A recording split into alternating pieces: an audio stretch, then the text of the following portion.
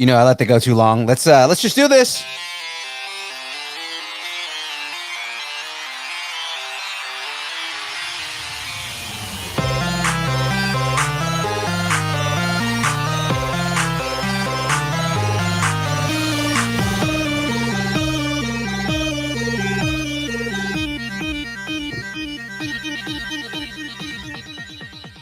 Distance Nerding. Hey, kids. My name is Bucky the Bucket. I'm here to talk about nerdy things and have fun. How's everybody doing today?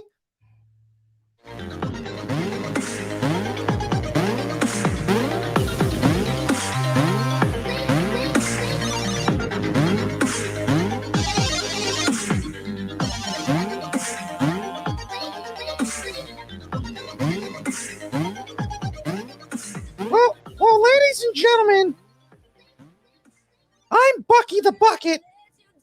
I'm related to Mr. Buckethead, but not the same guy. And I just want to make sure you all know we're ready to have a good time. You are now listening to Distance Nerding.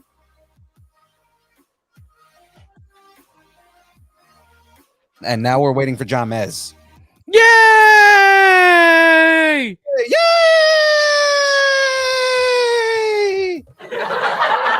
Oh, sorry. I was waiting for you to do that part. I was waiting for you to do the laugh. Like, well, ladies and gentlemen, you are now listening to Distance Nerding. He's probably young Phil. And he might be John Mez 5000. And we're here to nerd together. Nailed it. The best time it's the best one we've done in years. In a long time. In 97 episodes. We're talking about anything, pop culture, movies, food, music, wrestling, whatever you're nerding out on. We want to talk about it. Now, ladies and gentlemen, if you're following us now, you know about these places, but you can follow us all at Instagram, Facebook, Twitter, Twitch, YouTube, Linktree, and now we have a Discord. We're growing, people, all at Distance Nerding. Discord. Yeah, we got a Discord now, man. I see that. We've had it.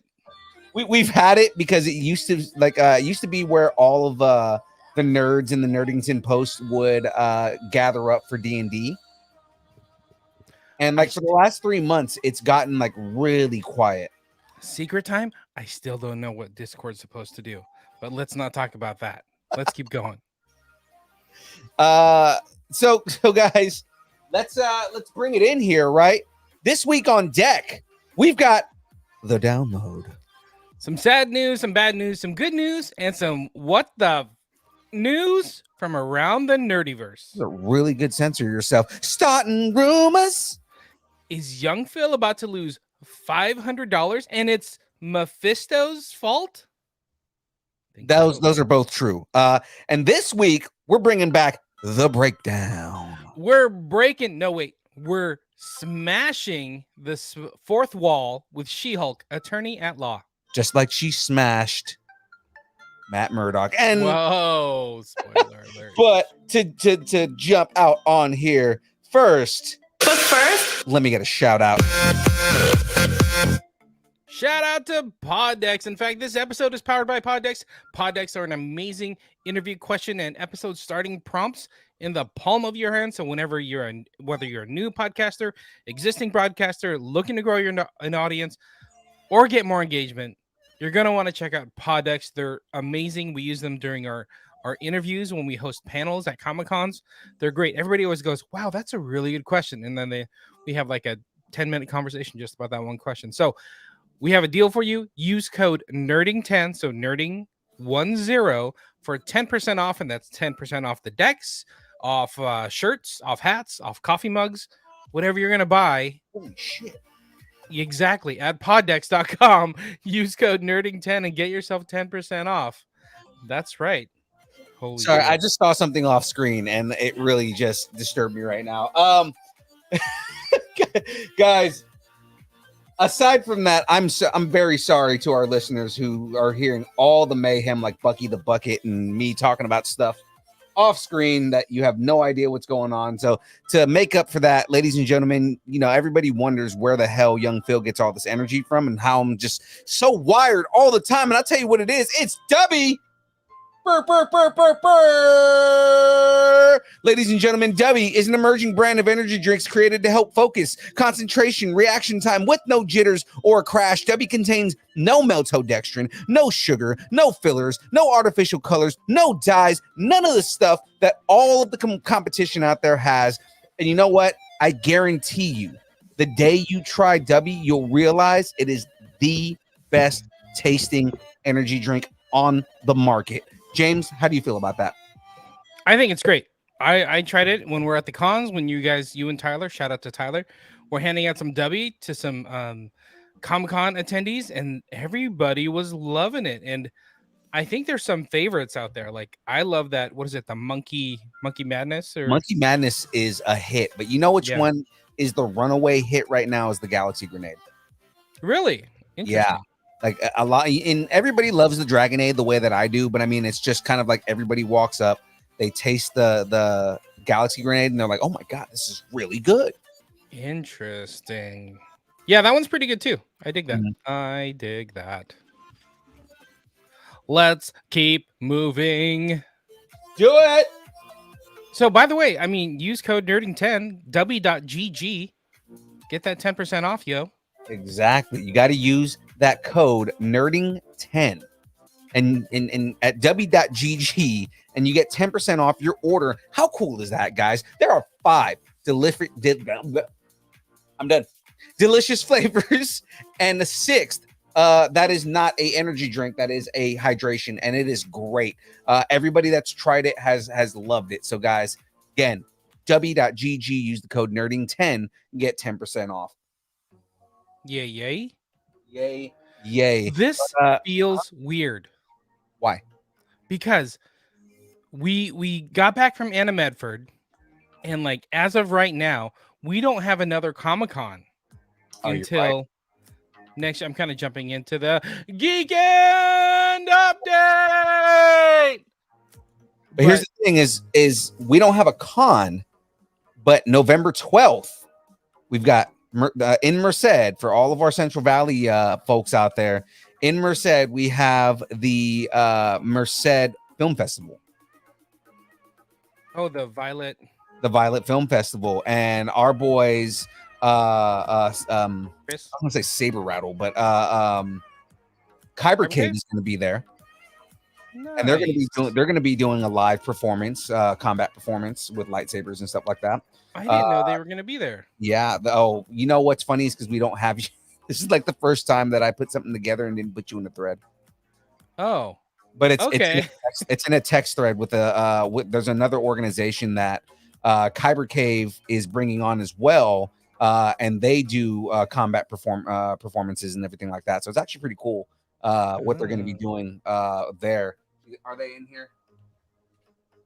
Yes, Aaron, we're going to be in Merced, dude. You're going to make your way up there? November 12th. Yeah. So it's the Violet Film Festival 2022. It's the 5th annual Violet Film Festival.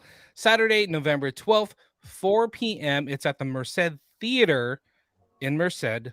Merced's not that big, so just look for the Merced Theater and you'll see it. Literally downtown. Like, so once you go downtown, it's like one of the first buildings you see. Yeah, literally downtown. Literally. See, 4 is in the chat right there. Let's go, KC. KC, what is happening here? KC, Kyber Cave. Oh, okay. Oh, not Kansas City. Nobody cares. I was like, what is happening? Nobody cares about the Chiefs, dude. Come on. The chefs. The chefs. Chefs. If they were the chefs, I'd care more. But exactly. Oh, Watson just confirmed 45 minutes north. He's going to make his way up there. Oh, see, there you go. Come hang out. You get to see Watson. He's going to make an appearance. It's going to be great. Exactly. So I'll add that to our calendar. I didn't see that. So it's on our calendar. I'm not sure why you didn't see it. No, I mean for everybody else. Oh, gotcha. Saturday, November 12th, 4 p.m. 5th annual Violet Film Festival in Merced. Cool. That's awesome. Something to look forward to. Sweet. Hell, sweat. I'm gonna update that. I'm updating. Yeah, update it now. Do it. This is where you stall. You stall for time. So stalling for time. Okay, this is like the worst way to stall for time. I'm not good at that at all. Talking. You're not good at talking. You're very good at talking. Anyway, okay, let's keep going. Oh my gosh, how you been, sir? I've been great, man. How have you been? I've been good. I'm super excited about kind of Well, I just went to a pumpkin patch, so I'm excited about that. I'm excited about pumpkin pie because I'm chubby and I like pumpkin pie. Costco's got that. Have you seen that one Costco meme where it's like they do a time lapse of them Yes, putting I out? saw that. Dude, you sent that message to Jackie and said something about how yeah. So if you're not paying attention, there's about 3 times where I've like eaten it and jumped out. You know. Oh my god, it's so good. It's so good. I saw it again. I'm like, yep, that's me. That's me. Anyway, okay, let's keep going. Ray just said Echo hi. Is Echo in the chat right now? Hi, Echo. What's happening, my dude? I mean, I think he's saying that's what I should do to stall is just like try and talk to Echo. Oh, okay. Yeah. So guys, Sounds good. I'm gonna throw this on here. We have a impromptu guest right now. Wasn't planned, kind of throwing him on right now, but I'm super excited to have him on. Representing our sister show, Kyber Cave.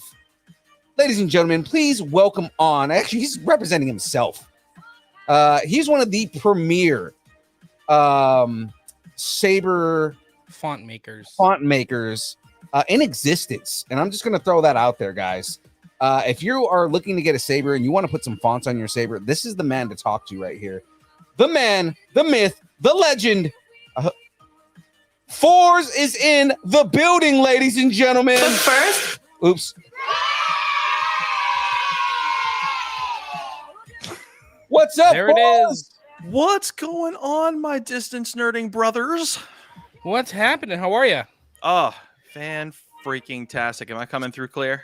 You're Oh, yeah, coming you through sound amazing. great. Right now, just to be clear, your feet aren't like in a puddle of water. There's no hurricanes, no typhoons, no alligators, crocodiles chomping at your feet. Jamez, I promise you, it is all good here. So, guys, Fours is coming to us all the way from Florida. The Grand Floridian, as we speak. More like Florida, man. I mean, look at the swamp behind him. It looks like he is Florida man right now. Actually, that's just the title screen from Last of Us 1. Oh, is it? That's funny. I'm like, what if that was his house? I'm like, bro, that's kind of rude. Actually, that would be awesome. Oh my goodness. Oh, look, Ray, our buddy Raider Ray. He's going to be in Florida this Saturday. I think he's going to the world of Disney. I like that. That's nice. How you been, Forrest? Good? Been doing all right, man. Got my feet back in the water on some sound fonts. Been playing some been doing some gaming for the Kyber Cave. Got a new job. So yeah, man, things are turning around.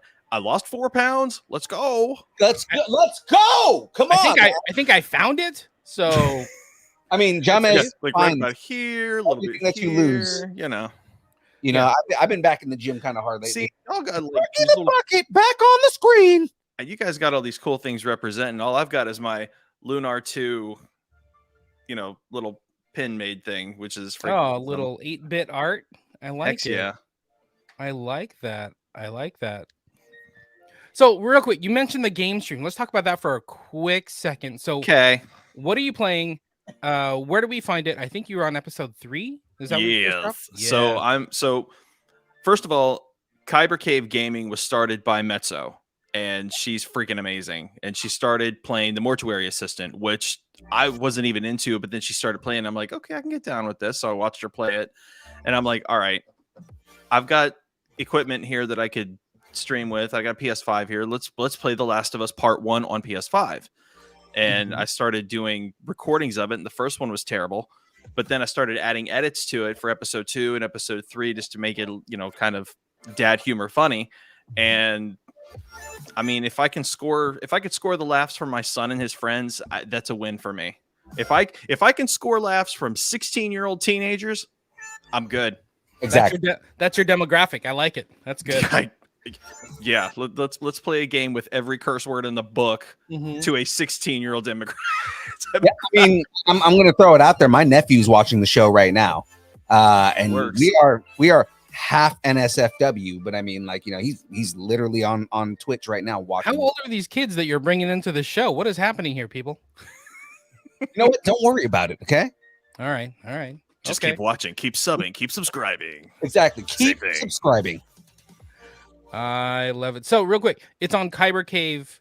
Their YouTube. Kyber Cave Productions YouTube channel. Okay, you guys do the talk thing and stall thing. I'm gonna find it. Okay. No, seriously.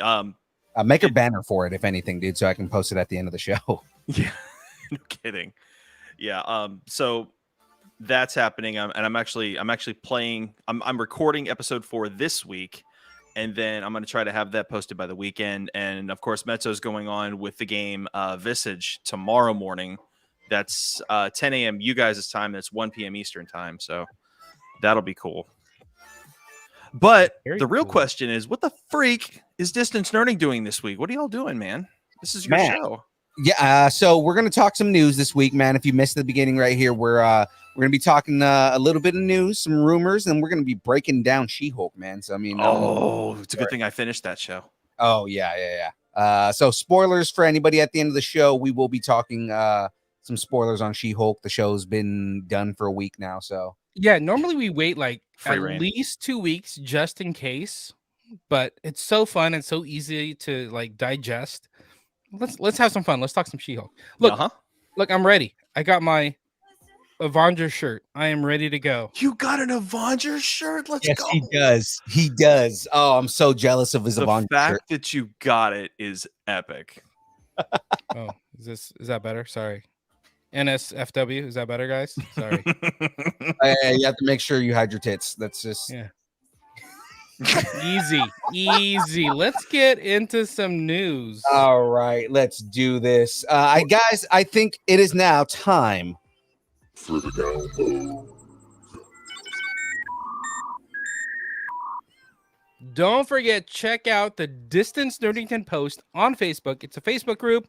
I think there's 800 plus people hanging out, chatting, talking about trailers, reactions, news. Everything in the nerdyverse is going down in the Distance Nerdington post.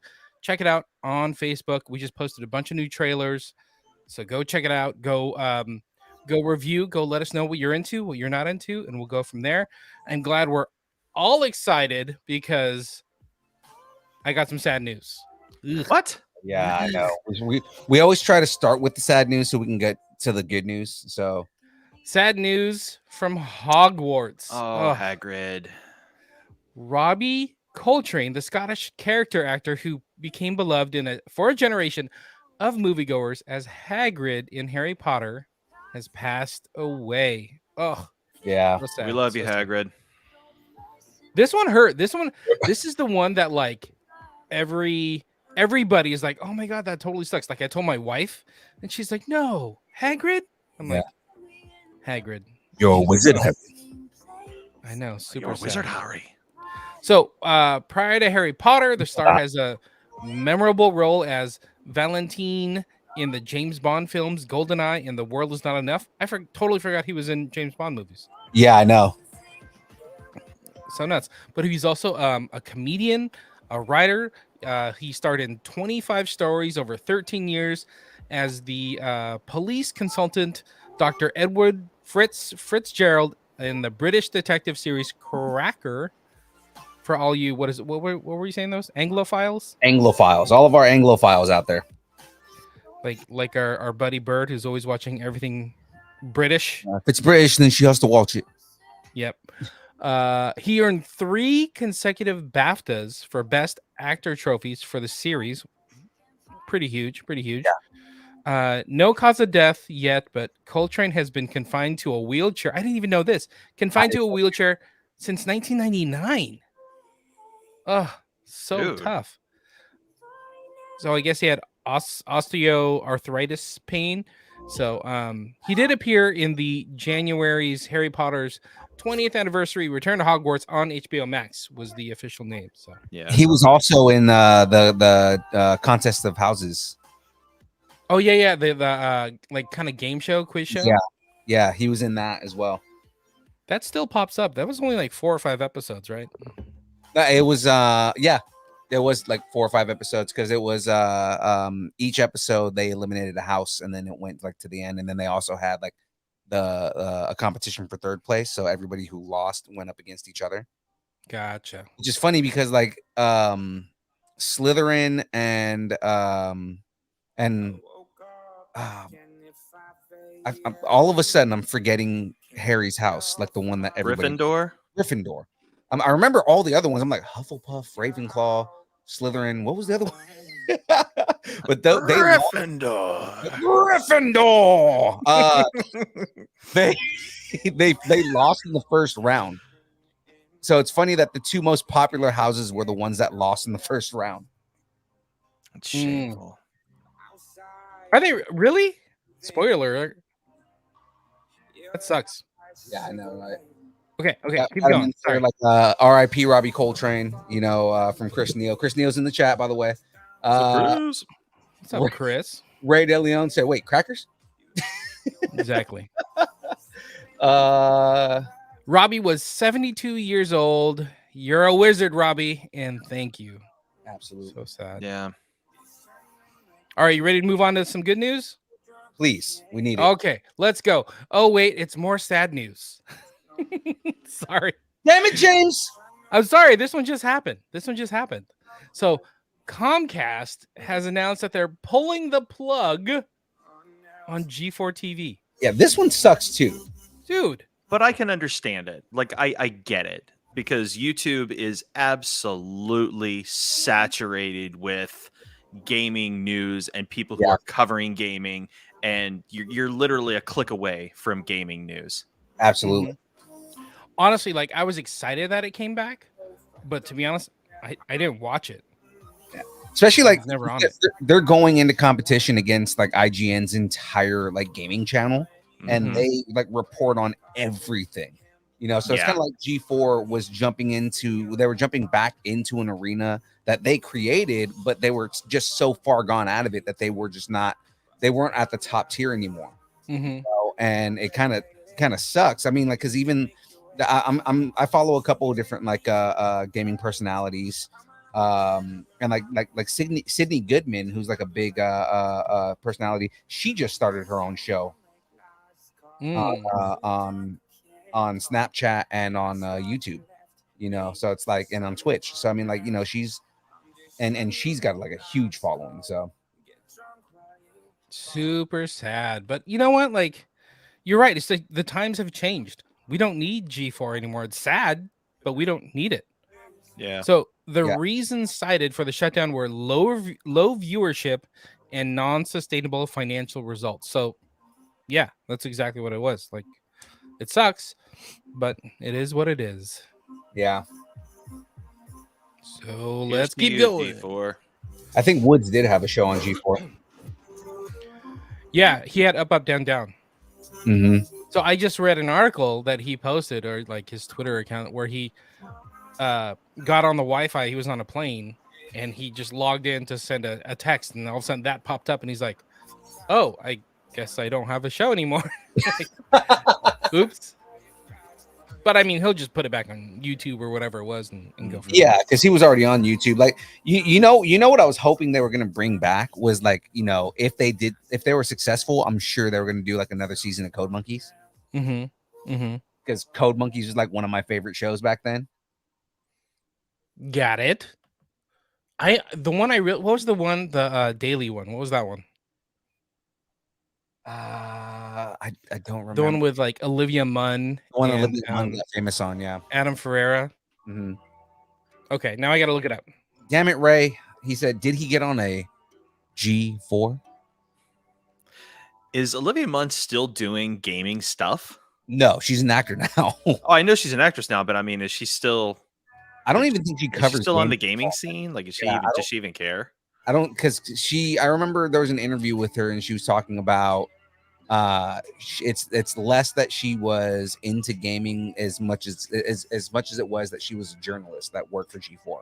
Gotcha. Yeah, I think that's another thing that kind of annoyed me about G4 is like most of the people who were on the screen didn't really strike me as gamers. Sorry. I mean, Adam Ferreira definitely felt like a gamer. Like I said most, not all. Say Adam Ferrero got super excited, and he also, I think he was one of the first dudes to have a game stream. So I was like, Yeah.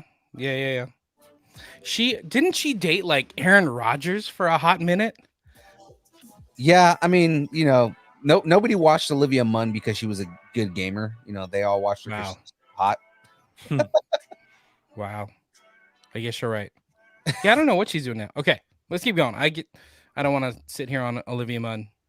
Did she even have a line in X-Men when she was Psylocke? None that I can remember. Oh my gosh. She was a terrible Psylocke. So I mean, and that partially wasn't even her fault. Like it was just the lot. Like this everything was poorly written. The action scenes were with her specifically were good, but I mean, she was also in a movie that had the worst rendition of Apocalypse in existence. So That's very true. Mhm. Shout out to Oscar Isaacs. Sorry about that. who again, amazing actor, and happy that he got another chance in Marvel, but he was the worst Apocalypse, man. Yeah. All right, let's keep going. On to some MCU news. You guys ready for some MCU news? Heck yeah, let's go. Always ready. This is an odd one. We kind of talked about it last week as a rumor, but now it's being reported as being confirmed. And this is from like multiple outlets, but I never really heard who confirmed it. But Harrison Ford is confirmed to be taking over Thaddeus Thunderbolt Ross in the MCU. Yeah. What? Yeah, so he's pretty much just gonna be there and be like, the Hulk. You and your sound bites. Freaking Wilhelm scream. I love it. It's always anytime you see Harrison Ford, or anytime we talk Harrison Ford, I have to associate him with the Wilhelm scream. Well, yeah. Yeah, because when he hits Boba Fett at the end of Jedi or Return, the yeah. Jedi, right? He's like Boba Fett. I have that scream in almost every font I've ever made. That's awesome. I do. And then every Indiana Jones movie, like I explained it a while back, that Star Wars and Indiana Jones, every movie and every property, except maybe some of the newer ones, has a Wilhelm scream somewhere in there. Oh, of course. Mhm. Well, it's good to see that Harrison Ford is continuing to be an actor and continuing to make movies, and I guess he's staying on with Disney because he basically went from one studio to another. So instead of reporting to the Star Wars stage, he'll be going to the Marvel stage. Well, I guess that's how like the rumor started. Because I guess in London when he was filming something for Star Wars, they saw him like sneak over to the Marvel side.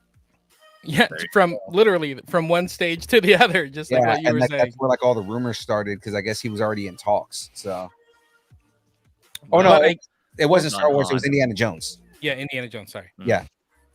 So I guess part of the report is that he's going to be making his debut in Captain America: New World Order. So that is May of 2024. Okay. Goodness. Okay. I'll take that. I agree with Cam Smith in the chat. I want to see him as Red Hulk. I also want to see Thunderbolt Ross as the Red Hulk. A lot of people are saying they don't want to see the Red Hulk, but I'm like, why? He's not the greatest character, but I mean, Marvel could revamp the character easily. Not to mention the fact that he's like a headlining character in Marvel Strike Force right now. Right. Like, and they, one of the things with Strike Force is a lot of times they will reveal what characters are coming by accident. Yeah. So like I can see Thaddeus Ross becoming the Red Hulk, even in the Thunderbolts, because I think Thunderbolts is before. Let's see. Captain America is May 2024. Thunderbolts is July of 2024. So that'll same lead year. up to it. Yeah. Yeah. And when the heck are we getting X-Men? James, did we talk that rumor yet? We haven't talked about that yet. Okay, I don't have a slide for this, but I'm gonna bring this up when we get to rumors, because there is a rumor that just popped out about Today? No, it's like a week ago. But how they're gonna be handling the X-Men. Okay. Just remember that. Somebody remember that. Okay, let's keep going. So again, Captain America, May 2024, Thunderbolts, July 2024. So right around the corner. And to be honest, like I think they're gonna find a way to wrap it where Harrison Ford does not have to be the Red Hulk. I think they're gonna find a way to like, maybe it's by Thunderbolt Ross to get a Red Hulk, but it's not gonna be actually Thunderbolt Ross as the Red Hulk. I'll put some tacos on the table. They'll find a way to get. Oh, the tacos. I'll put some tacos on the table that they'll find a way to get Harrison Ford out of that. But anyway, because he's not going to want to be attached to a franchise for that long. yeah, We Okay. we all know how he felt about Star Wars. So I mean, like, He got his grand exit. He's good. oh yeah, he got what he wanted, but he wanted to die in Empire. So I mean, like, exactly. Okay, staying in Disney, on to some Adele Manhan's news. Wait, no, no, Adele Dazeem Adele Dazeem. news. Admiral Amidala Mezzanine news. No, God, what was this lady's name? The lady that sang Maureen. the Her Frozen name is songs, right? Maureen. more. Carol. Her name's Carol. So Disney Plus has a new documentary about the Tony Award-winning actress and singer Idina Menzel. There it is. Mhm. Nailed it. Nailed it. Nailed it. Nailed it. Are you guys into this? Are you down with some Indina? Well, yeah, because she is. I mean, I want to say her. I want to say her start was in the very first Broadway performance of Rent, way back in 1996, which is one of my wife and I's very favorite shows. And it's not Rent without Maureen. So when we found out that Idina Menzel was going to be a main character in a Disney movie, we were like, "Get the freak out of here! Are you serious?" And sure enough, there she was. There she be. And she was amazing in Wicked back in the day. Mm-hmm.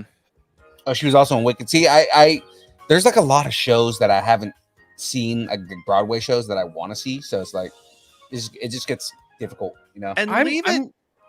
Go ahead. Sorry, go ahead. I was gonna say I'm really surprised they didn't do more with Wicked. Like, there's no There's supposed to be a movie live action. version. There's a live action coming, but Yeah. like the whole where's Adina? Like, give me some Adina Menzel. Like, get her back in it. You know what I mean? What if Idina Menzel gets casted in Wicked? No, they already got like Ariana Grande. Come on, Ariana Grande. Come on. Leave it to Travolta to make her into a meme forever I know I for know. all the wrong reasons. for all the wrong reasons. Amazing singer, like Tony Award winner, and she gets remembered for like her name being messed up. Oh, Yeah. Of course. It's so wrong. Adele Dazeem. Adele Dazeem. So rude. So And I rude. was like, oh God, Travolta, quit the cocaine, man. I was gonna say I saw that live. I was like, God, what did he have to drink before he got on stage? With him, it was like the cocaine leading up to it. You know, it's just, I think because as a Scientologist, he can do coke, he just can't drink. I don't know, man. He must have had some crazy early '80s Aussie concoction before he got on stage. 'Cause- minus the bat head. Yeah, I know, right? Well, or maybe there was a bad head. Who knows? But Idina Menzel, Which Way to the Stage, will document Menzel's life as she realizes a lifelong dream to headline a concert at Madison Square Garden. Young Phil, I do have a. Before you say this, I'm just gonna say this ahead of time. I hate you right now. I Go. know yeah, this. I have a Idina Menzel, Into the Unknown. Let it go. Let it go. Opsis. I hate your guts. Idina Menzel, Into the Unknown. Let it go. Let it go. Synopsis. I hate you. And the fact that I decided to do that in character the entire time. Captured in striking intimacy and detail, Idina Menzel, Which Way to the Stage follows Menzel on a national tour over the course of 16 shows on the road. The film showcases never before seen footage of Menzel throughout her life, from home video of her early days as a singer at just 7 years old to her beginnings at the premiere of Rent in 1996, preparing for the original role of Elphaba in Wicked. And it goes on and on and on. Very cool. Idina Menzel, Which Way to the Stage, will take the stage December 9th on the Disney Plus. Yeah. Yes. I mean, Oh, I'm I going just- to watch it for sure. I'm going to And I watch just realized which way to the stage. That's a Rent reference. So, yay. it. Guys. I mean, Oh, that is makes it? sense. I always want to sing, like when I hear Rent songs, I'm like, oh, that's really good. And then I want to sing the one song with all the numbers, and I can never remember the numbers. 525,600 minutes. Yeah. Yeah. 525,600 minutes. 525,000 moments so dear. Ah, okay. Ooh. Is it getting hot in here? It's spicy. You Doing You really two spicy right now. serenading me. That Let's was do good. Let's get spicy with some Dune news. I'm going back to Arrakis. So Denis Villeneuve Oh my God, you said it right. is following up the Oscar-winning Dune with Dune Part 2. No, it's not called Dune Part 2. Which will tell the second half of the story from Frank Herbert's iconic sci-fi novel. We all know what Dune is. We know the 80s version. We know the 2000-ish version. Basically, what it boils down to is that it's moving up in date. How often do we get that the release date is moving up? Yeah, I know, especially with the production this big. And it's all thanks to Marvel. Go, Marvel. So Blade is getting, I don't know, going back into the shadows, getting pulled off the slate of movies right now. So it's like, oh, some dates opened up. Let's see what we can move around. So Warner Brothers announced that Dune Part 2 will now be arriving in theaters November 3rd instead of like the 17th or something, and we'll still be getting the full IMAX rollout. So that's the key. That is the key, is that it's not just moving up in date, but it's getting the full IMAX treatment. You know, it's not competing with other movies for IMAX screens. I guess that's the big money maker. Which means Right. this thing is done. Yeah, exactly. Yeah. Exactly. I'm kind of excited. Like, I like the first Dune movie. I think they did a great job, man. I think the first movie, like I said, it made it really easy to follow, because if you remember the movie from the 80s, you know, it was a little choppy, a little bit hard to follow. Some of the concepts were kind of like over some people's heads. So, you know, it got really complicated. And, you know, number one, them breaking the first book down and breaking it into two halves instead of trying to do the whole first book in one movie was genius, because they could focus a little bit more on the story and the relationships and everything like that. And it kind of gives you more to care about, you know. So going into the second movie, you're going to have a lot more going on, or like a lot more to care about. You know what I mean? I agree. I did think it was a little odd that they had everybody talking in these like serious accents. And then Momoa shows up and he's just like, my man. Like he says in every movie. He's like, hey, bro, my man. Like, all right, okay. Duncan. He's always that dude. Always that dude. Right. Mezzo in the comments. Who's in the comments? What are we talking about? Mezzo's in the comments. Hey, what's up? Shout out to Mezzo. Look at that. What's up, Mezzo? Good to see you. Virtually. She represent. Represent. All right, in Snoochie Boochie, let's go to the movies news. Yeah, my kind of news. Kevin Smith has confirmed that he'll be screening Zack Snyder's cut of the Justice League in a theater for the very first time. This is so cool. I wish I lived on the East Coast for this, but Smith revealed that he'll be showing Justice League in the Smod Castle Cinemas, Oh, nice. his theater in Yeah. New Jersey. Oh wow! So it's part of Only $498 a seat. $498 a seat. It's perfect. It'll be good. So they'll be screening and doing a QA. And it was confirmed that Zack Snyder will be there doing the QA. So I mean, I'm assuming it's gonna cost a lot more. $497 per seat is not bad for the fact that Snyder and Smith are going to be there doing. Yeah, I just thought of that. Like, okay, I'm curious. I'm curious if we can go online right now and see if tickets are available for that, or if they're just already gone. I bet if somebody clicks on the smodcastcastle.com. I bet we can find it. By the way, I did not know this. So you guys can look up the prices, but like Okay. the Smod Castle is in New Jersey, right? Mm-hmm. It's attached to the Quick Stop Yeah. from Clerks. Yes. Oh my I know that. gosh. I know that. That was one of the big deals about that whole thing. I had no idea. I thought it was like an old Grand Theater, but no, it's connected to the Quick Stop from Clerks. It's like That's the next building. That's awesome. good on them for that. I'm like, yeah, I'll take a trip to New Jersey just for that. Sure. I know, right? Hang I'll on in front of the totally quick do that. stop. Mm-hmm. You know, people do that nonstop. Of course they do. Just It's like running up those. It's like running up the stairs in Philadelphia because of Rocky. right, exactly. That's why Didn't people go to Philly. Didn't they move the statue just for Only like reason to go to Philly. we're tired of people running up the stairs? No, you don't go there for the cheesesteaks. You don't go there because of Because Forbes was born there. Maybe you do. Who knows? You want to see where the Fours was born, the Mm. Fourborn. only reason that you go there is to see where Force was born. Exactly. And then you leave quickly. Because Before- Wallet intact. because Before you're all the Eagles you're fans throw not- batteries at your head.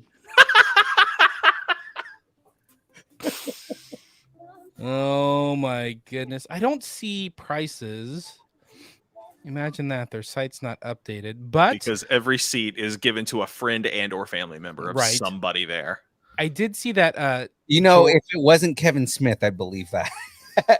Kevin Smith is really big about making sure that he connects with his fans. So I mean, if it's at Smod Castle, he's gonna make sure that like to a point, regular people are there, like regular people who can afford a $475 ticket. Mm-hmm.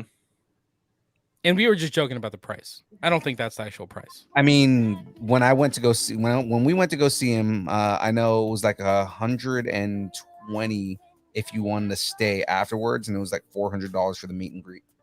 Yeah. Okay, maybe it's that much then. I'll put it to you this way: with the Wow. popularity he carries, if you got to pay $4.90 for a seat to see Fluffy, you're gonna pay way more for this. Yeah. Because Fluffy's freaking hilarious. Yes. He just dropped a new special today. on Good. I'm gonna Netflix. watch it tomorrow. The stadium one just came out today. Oh my god, it's Fluffy. Like George,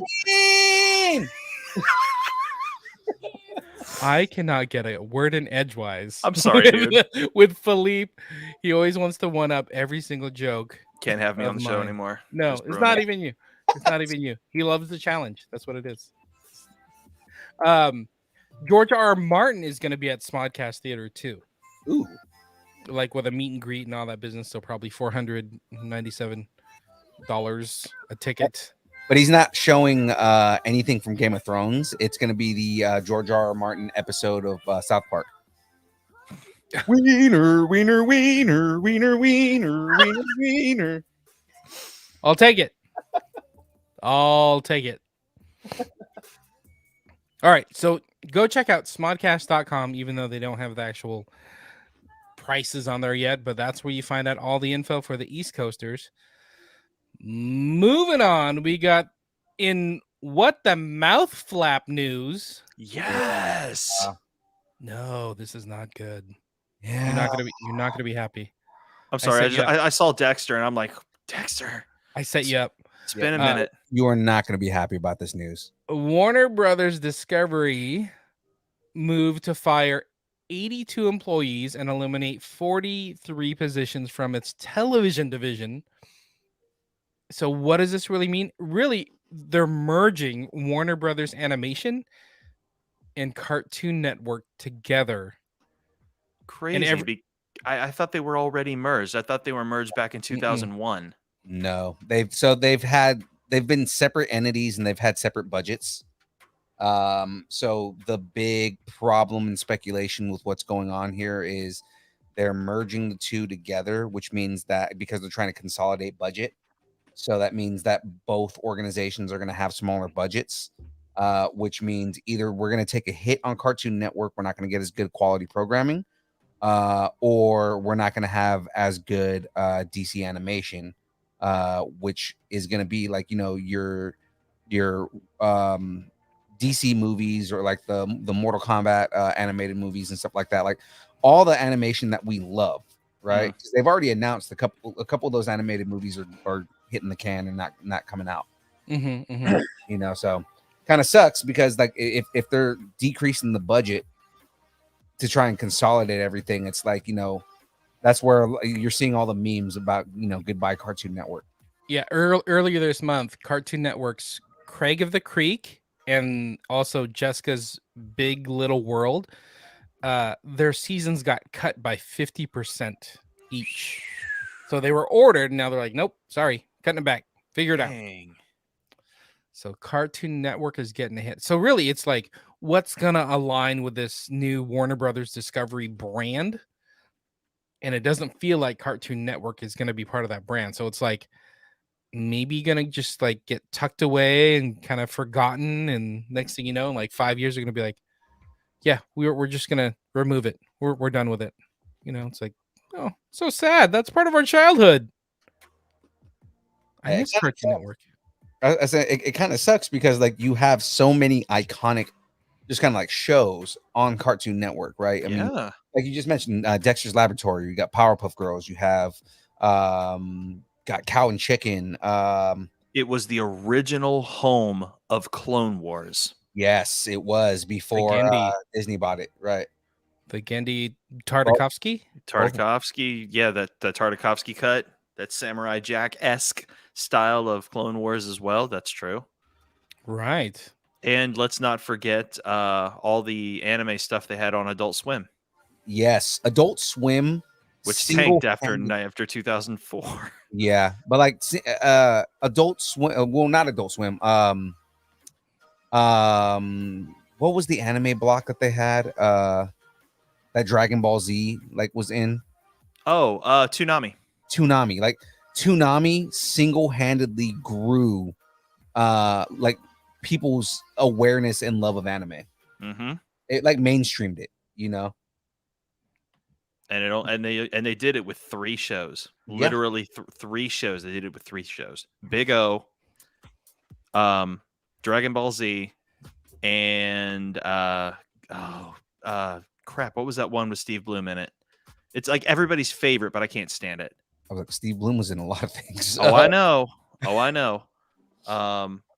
Cowboy Bebop. Oh, Cowboy Bebop. I love Cowboy Bebop, man. Of course you do. So angry. But I mean, like Lupin the Third was like in that rotation for a little while too. And Adult Swim, yeah, I mean they had their whole anime thing going for a while, but like Adult Swim now is like the creative like place to be because Yeah. they don't care what you do. I mean, that's where Rick and Morty got its whole start. Mm-hmm. Mezzo chimed in. She's like, did I ever tell you guys that I kind of worked for WB as a teen? I was a WB character at an amusement park, and WB always had to come by and check how I did. That's cool. Now I want to know what character that was. I already know what character she was. Wait, what? I know what character she was. Mm-hmm. What was she? She was the dancing man.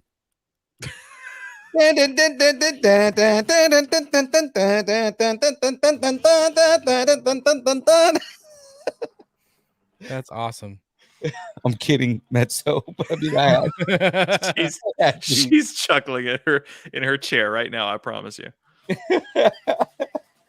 She also chimed in and said that she was in a martial arts commercial, I guess as a kid, maybe. Oh my gosh, we gotta find. I wonder if it's on YouTube. I know, right? Now, because I mentioned in the chat that I was also in a Kids WB commercial when I was a kid. Were you? Yeah. Oh, that was you? I was like, who's hacking us right now? You were really in a WB commercial? I was in a Kids WB commercial when I was younger. Prove it. I don't know where it is anymore, man. I'm What? sure mom has, What like, was it? something. Tell us. It was just like a you are now watching Kids WB thing. Like one of those. It was like one of those in between, like between cartoons. Yeah, back during the times when they paid a crap ton of money to get NSYNC to come in and do half the poke rap. Yeah. Yes. Yeah. You know, it was like basically you're just hanging out with Michigan J Frog, and you know, it's like The you are now like- WWB. yeah, and it's like, you know, like it's these commercials that where it's like they would get real kids. Right. And the WB. They would get like real kids to sit there and say, "You are now watching Kids WB," and then they would animate the frog jumping on the screen and going, "The WB." And now the second episode of Pokemon this morning on the Kids WB. Yeah, it's stuff like that, exactly that, you know. And it was like, it was. I don't think it was national. I think it was all like local stuff too. Oh, okay. Yeah, 'Cause I I remember think the it was like- national stuff. Yeah, I think it was all for like local stations. You know, but how did you get in a commercial? Can I don't- you Tarantino this and backtrack and tell us how this all worked out? if I remember correctly, I think there was like a commercial between commercials that said, "Do you want to be in a WB commercial?" You know, and it was like, "Call this number." And I like begged my mom to call the number, and she Phil was called like, it, "Freak and- yeah, I want to be in a Kids WB commercial." Yeah, I was like, "I want to be in a WB commercial," and like, yeah, and it literally was. I just sat there on a chair and said, "You are now watching Kids WB." I have to find this. We have to What? see this commercial. Good lord, you just probably- dropped that out of nowhere? It's probably somewhere on the internet, man. I Dude, mean, I don't you know your mom still has it on VHS tucked away. He has to, man. My mom saves everything. That's right. We gotta ask her. You gotta ask her. Oh my god. I've known you for like 4 years and you just dropped this now? I joined the right show tonight. My Oh my gosh, God. man. Dude, if that was me in 3 minutes into meeting me, I would have been like, by the way, I was in a WB I was on a commercial. Kids WB commercial, if you recall. Yeah, I know the frog. You remember watching Kids WB? The frog and I are friends. Face. Hi, I'm young Phil. You might remember me from such commercials as. Right? Hi, I'm Troy McClure. Walking up to the front of the line at a club, like, you know me? They're like, no, I don't know Kids you. WB.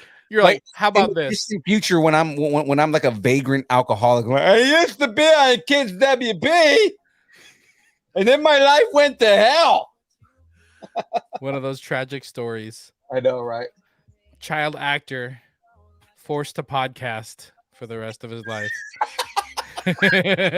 Every child actor now, right? They're all Oh my they're all goodness. podcasters now. Oh my goodness. God, I gotta find this. I can't keep going with the news until we find this. So Oh my gosh, let's continue with the news. We've been camped on somebody Warner Brothers for call- so long. call Mama Foray about this. Oh my goodness. All right. Okay, fine. Moving on. More nostalgia, but brighter nostalgia news. So Liam Neeson is officially set to star in a new Naked Gun film for Paramount. Oh my I gosh. don't understand this because he's too serious of an actor. Yeah. That's so perfect though. That's like so- putting Gary Sinise in a comedy. Oh God.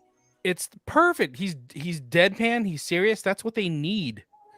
That's what they need for these Naked Guns to work. Like, You think so? Because I mean, what was Yeah, his name? I Leslie Nielsen? Leslie Nielsen, Yeah. but see, Leslie Nielsen was like deadpan comedy. Mhm. Right.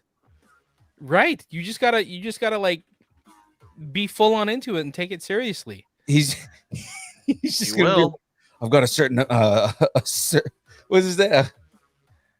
A certain type of skills. What does he say? I forgot what he says. In I have a Take- particular set of skills. I have a particular set of skills. A set of skills to maintain my composure while everyone's trying to be funny but me. Exactly. This is perfect. So the movie is going to be directed by Akiva Schaffer, who most recently Really? directed the Chip and Dale's Rescue Rangers movie. Okay. Did you All guys right. see that? I saw parts of it You and need to go back and watch it. It's good. It's really good. I will watch it. I will watch it if you can assure me that somebody will feel the fizz of Cuckoo Cola in that movie. If I can feel the fizz of Cuckoo Cola in that movie, I will go back and watch it. I'm if just it's not gonna- there, I'm not watching it. I'm just gonna say, maybe not that, but Ugly Sonic is in it, and it's the greatest thing ever. I did hear about that. That's funny. Original Sonic. Oh, and it's because they go to cons, right? So basically, like Chip goes to cons, and it's like, yeah, I'm a former animated actor from TV when you were a kid. You ever watch the Rescue Rangers? Yeah, I'm Chip from Chip and Dale. And they have like all of these other characters that are just like either has-been characters or characters that nobody really cares about, or like, again, Ugly Sonic was there. Yeah, it's super funny, super meta, Oh man. Good stuff. The best part is because there's they have so many voice actors. One of my favorite things was like, they're running from a villain character. I'm not going to say who it was, but they're running from a villain character, and they end up under a table, and you can see the feet, and you're like, is that He-Man and Skeletor? And then they go above the table, and He-Man and Skeletor are having a panel at this con, and I'm It's just like, so this is good. the most amazing thing ever, man. It's so good. I All think right, it's I'm so watching good. it. I'm You gotta watching it. watch it. I'll watch it for Skeletor alone. Exactly, right? And it's the original voice actors, right? So Yeah. it's, I'm in the Chip and Dale movie, you boobs. That's right. what is going on, you bobes? He used to say stuff like that. That's funny. That's good. And Seth MacFarlane is attached to it. He's going to be producing it. Come on. You want to see this. Yeah. Okay, The I'm quick wit stuff. willing to give it a chance just because Akiva Schaffer and Seth MacFarlane are attached to it. Right. There you And go. I know, like, the thing is Liam Neeson, if he plays a character similar to Good Cop, Bad Cop Mm-hmm. from the Lego movie, Mm. because I just remembered that Oh, yeah, that's they did right. Bad Cop in the Lego movie, and he actually does really good deadpan comedy as that character. So That's right. now that I'm thinking about it, I'm like, you know what? I think he can pull it off just because he's already played a character very similar to it in an animated movie. hmm So, yeah, exactly. That's so good. That's so good. So, no plot details, but surely we'll get you more details when the news comes out. Don't call me Shirley. And if you don't go watch the new movie, I will find you and I will kill you. Exactly. It's so good. Now I'm excited for this. Now that you just reminded me about the Lego movie. Because I forgot that he was that character in the Lego movie, and I'm like, oh my god, he could pull this off. Yeah. He doesn't take himself too seriously. Yeah, I mean, the whole point is that he's able to riff on the stereotype of the characters that he plays. Mhm. So it's like he's got a good enough sense of humor that he can do that. Exactly. Okay, let's keep going. Movie news, more movie news. Lucy Liu has signed on to star in the Amazon Video original Red One with Dwayne The Rock Johnson and Chris Evans. Okay, Okay, Does so she smell what The Rock is cooking? apparently she is. Oh, wait a minute, I've got something for this. I know you do. He just teed me up. Rock is cooking. Oh yeah. Now, isn't this the one where The Rock plays Santa Claus? Yeah, Oh, no. exactly. Yep, that's right. So We talked about this a while back, and I was like, Yeah. wait, The Rock's playing Santa Claus? The Rock, Chris Evans. Now it's Lucy Liu. It's being directed by Jake Kasdan. Oh God, You know, Freaks and Geeks. Freaks and Geeks. All right, dude, come These on. producers, these people are running out of ideas. Van And, in the house from the Kyber Cave. Oh, is Van in the building? Yes, he is. Yeah. Young Phil, I'm going to get you a soundbite of his laugh so you can use it on your panel. Oh my God, I'm using that. I will use that. I put That's it. the most I- distinct laugh. I put it in the beginning of episode 2 of my Last of Us playthrough. I put it in there, and We it's need awesome. we need two from him. We need his laugh. Mhm. That one's gold. But the second one we need him going right.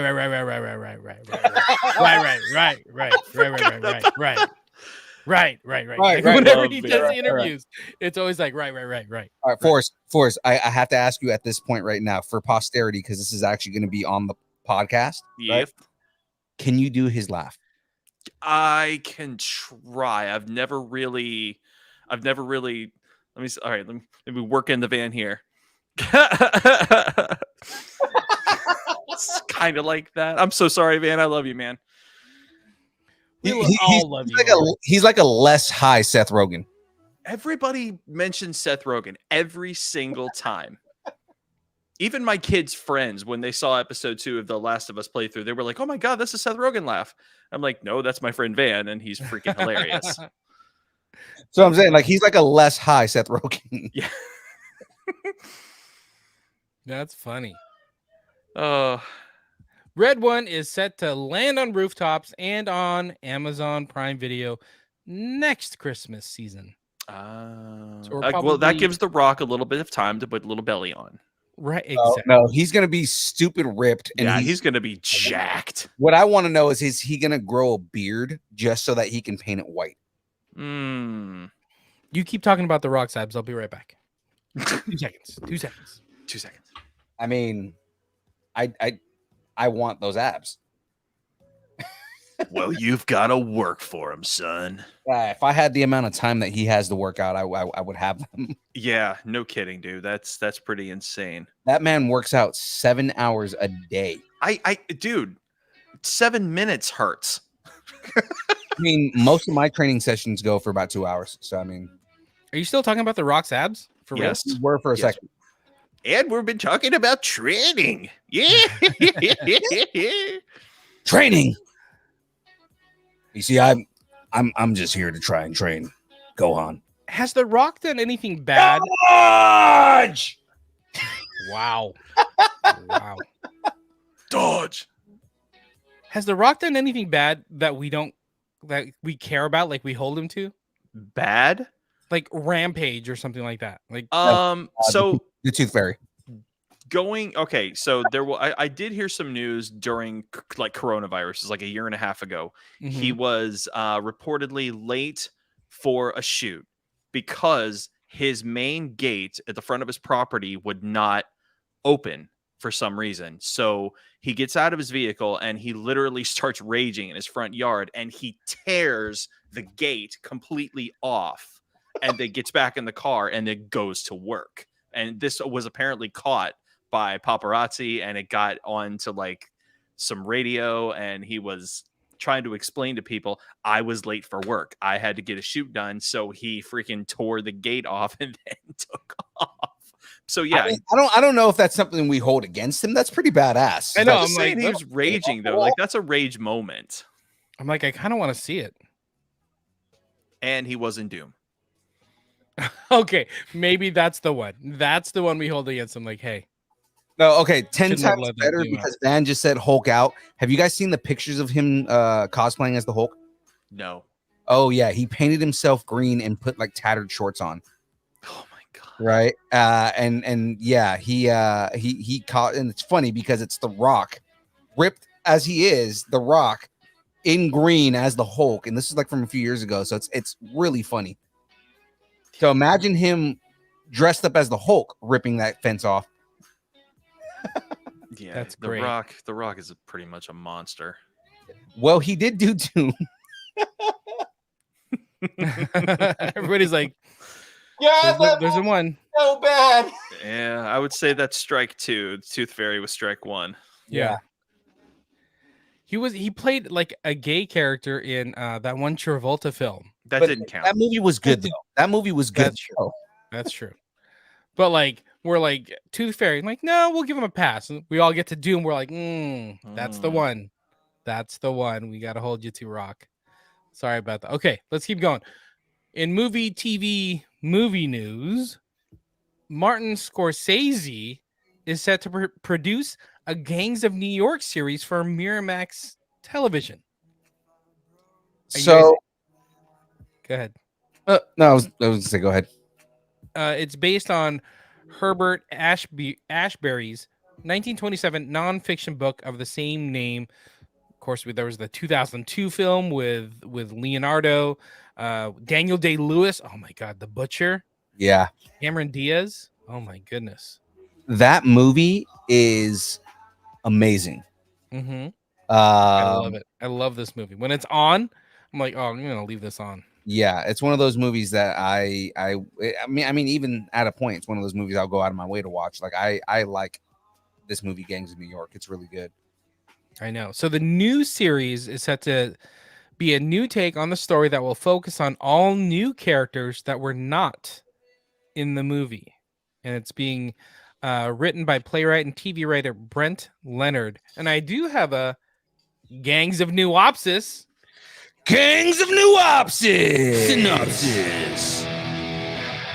Focusing on the saloon halls, gambling dens, and winding alleys of the Bowery and the notorious Five Point District, the Gangs of New York dramatically evokes the destitution and shocking violence of a turbulent era when colorfully named criminals like Dandy John Dolan, Billy the Butcher, and Hellcat Maggie lurked in the shadows, and infamous gangs like the Plug Uglies, the Dead Rabbits, and the Bowery Boys ruled the streets.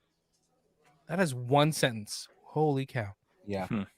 So a rogues gallery of prostitutes, pimps, poisoners, pickpockets, murderers, and thieves, Herbert Ashbury's whirlwind tour through the low life of 19th century New York has become an indispensable classic of urban history. I love that movie. I can't wait to have this as a series. I'm interested in seeing when it's going to take place. Is it going to be before the big fight between the Dead Rabbits and the what were they, the Patriots? I don't remember what. I don't remember them. Pug Uglies, No, Dead Rabbits, Bowery Boys. yeah. Well, Bowery Boys. I remember them as another gang. It was Bill the Butcher's gang. I don't remember what they were called. They were like the Patriots or something like that, or like the Natural Borns or something like that. But it was them against the Dead Rabbits, that big fight. So and Liam Neeson was in this movie. He played his dad. So it's like, is it before the whole thing, the fight between Priest and Bill the Butcher? Is it after Bill the Butcher's death? Is it does it take place in those years after that battle, up until the point where Leonardo DiCaprio's character, so that 18 years, or Leonardo DiCaprio's character was in the boys' home and all that stuff? Like, I'm curious to see when it takes place. I bet it'll take place before that. By the way, it was the Bowery Boys, but I bet it'll take place before that because all that is kind of the culmination of a lot of strife. So I bet they're going to start before that. Yeah. I mean, either way, I'm interested in seeing what they're going to do with the story. So no date when we'll be back in New York. I got one more story for y'all and then some rumors. But in geez, Rick news. Is that your best one? Oh, geez, Rick. I don't know. Maybe it's not. Maybe you're ruining my confidence, Rick. Forrest, can you do Morty? No. Oh, geez, Rick. I don't know. What's in the news? What the hell? Okay, we'll give you that. Jeez. We all tried it. Come on. We got it. You're the American Idol of Rick and Morty. Of Morty specifically. Yeah, but I mean, it's the best thing ever because I want to be Morty Smith. That's exactly who I want to be. I want to be a terrified, perverted young boy. All right, so Rick and Morty is on a little bit of a hiatus for a few weeks in season 6, but it's just been confirmed that we're getting a Rick and Morty Halloween special. But because not just it can't get any stranger than it currently is. Right? Well, it can, because the special will be stop motion animated. Oh God. Do you know how much they can get away with as Clay? Like how many bad B movie effects they will be able to get away with God. taking this approach? I know. The amount of, like dick jokes, but what, get your mind out of the gutter, Morty. Dude, I'm kind of into this. I might watch this. This will be kind of fun. I mean, you already know you're gonna see a freaking Clay pickle Rick. It's coming. That is true. That's coming. So it's being created by Lee Hardcastle, who I guess he's done a bunch of other stuff. So he's done stop motion inspired by The Thing, The Fly, Halloween, Poltergeist, Reanimator, Reanimator. Gremlin, Honey, I Shrunk the Kids, Blade Runner, E.T., The Matrix, and more. So I guess he's big in the stop motion animated world, claymation world. So the special is titled Summer's Sleepover, and this is the first time that Rick and Morty is getting a Halloween special. Ooh, I wonder if Scary Terry's gonna show up. Got to. Like a clay version of Scary Terry. I'm Scary Terry, bitch. I say this one all the time. Oh, bitch. Oh my goodness. I do have a Rick and Morty special Halloween summer sleepover opsis. Rick and Morty special Halloween summer sleepover opsis. Synopsis. An unexpected guest livens up Summer's sleepover party in this trippy horror short from claymation filmmaker Lee Hardcastle. Oh, for sure. It's Scary Terry messing around in her dreams. It's gotta be. It's gotta be. So let's see. New episodes of Rick and Morty, the animated series, will return to Adult Swim on November 20th. The Halloween special will treat us October 30th on Adult Swim. And what season is Rick and Morty going into now? Well, We're in the middle of 6. Yeah, so this is a mid hiatus for season 6. Okay. It's such a big deal that everybody keeps talking about their hiatus. Is that a big deal for a show to go on hiatus? Like Well, no, people were more worried about it because Rick and Morty has gone on like 3-year hiatuses. Like they've gone on these long like breaks. But from what I understand, season 7 and season 8 are like already in the can. So it's like because this is like the first time that I think after season 5, it was the first time that Adult Swim put in a consistent order for the show. So like, and that's why they said they didn't like make things ahead of time, is because they didn't know if they were going to be going another season or not. So it's not like they couldn't go on other platforms though. Come on. Yeah, but that's the whole thing, is they just didn't want to spend the money to continue doing the show. And then they ordered, I think it was 300 episodes or something like that, like some crazy number. So now they're just like making indefinite seasons. Gotcha. That's gonna make the fans happy. Yeah, because we're gonna get consistent Rick and Morty now. Mm-hmm. Consistent Rick and Morty. What do you mean? Consistent Rick and another Rick and Morty adventure? Get more Rick and Morty. This is another Morty and Rick adventure. Yeah. Yeah. I'm Mr. Meeseeks. Look at me. All right, that's all I got for news. I got some rumors if you want some rumors. Oh, I definitely want some rumors. Ian Watson, how's it going, man? Oh, sweet. That's my boy Ian. The gentleman Jedi himself. The gentleman voice actor himself. Oh, I love it. I love it. Voice actors stick together. I definitely hit the wrong one, but still, either way, ladies and gentlemen, it is now. Why can't you get? Oh my goodness, we got to start labeling things. No, because they both say Utini. That's why. Oh. Okay, maybe we just need to label it better. But I've only got like one piece of news that I was able to look up to that is of any kind of Force relevance. Oh, you got some? You want to add some news? I got something. Maybe you guys talked about it on a previous stream, but I found some news that made me very, very happy. Let's hear it.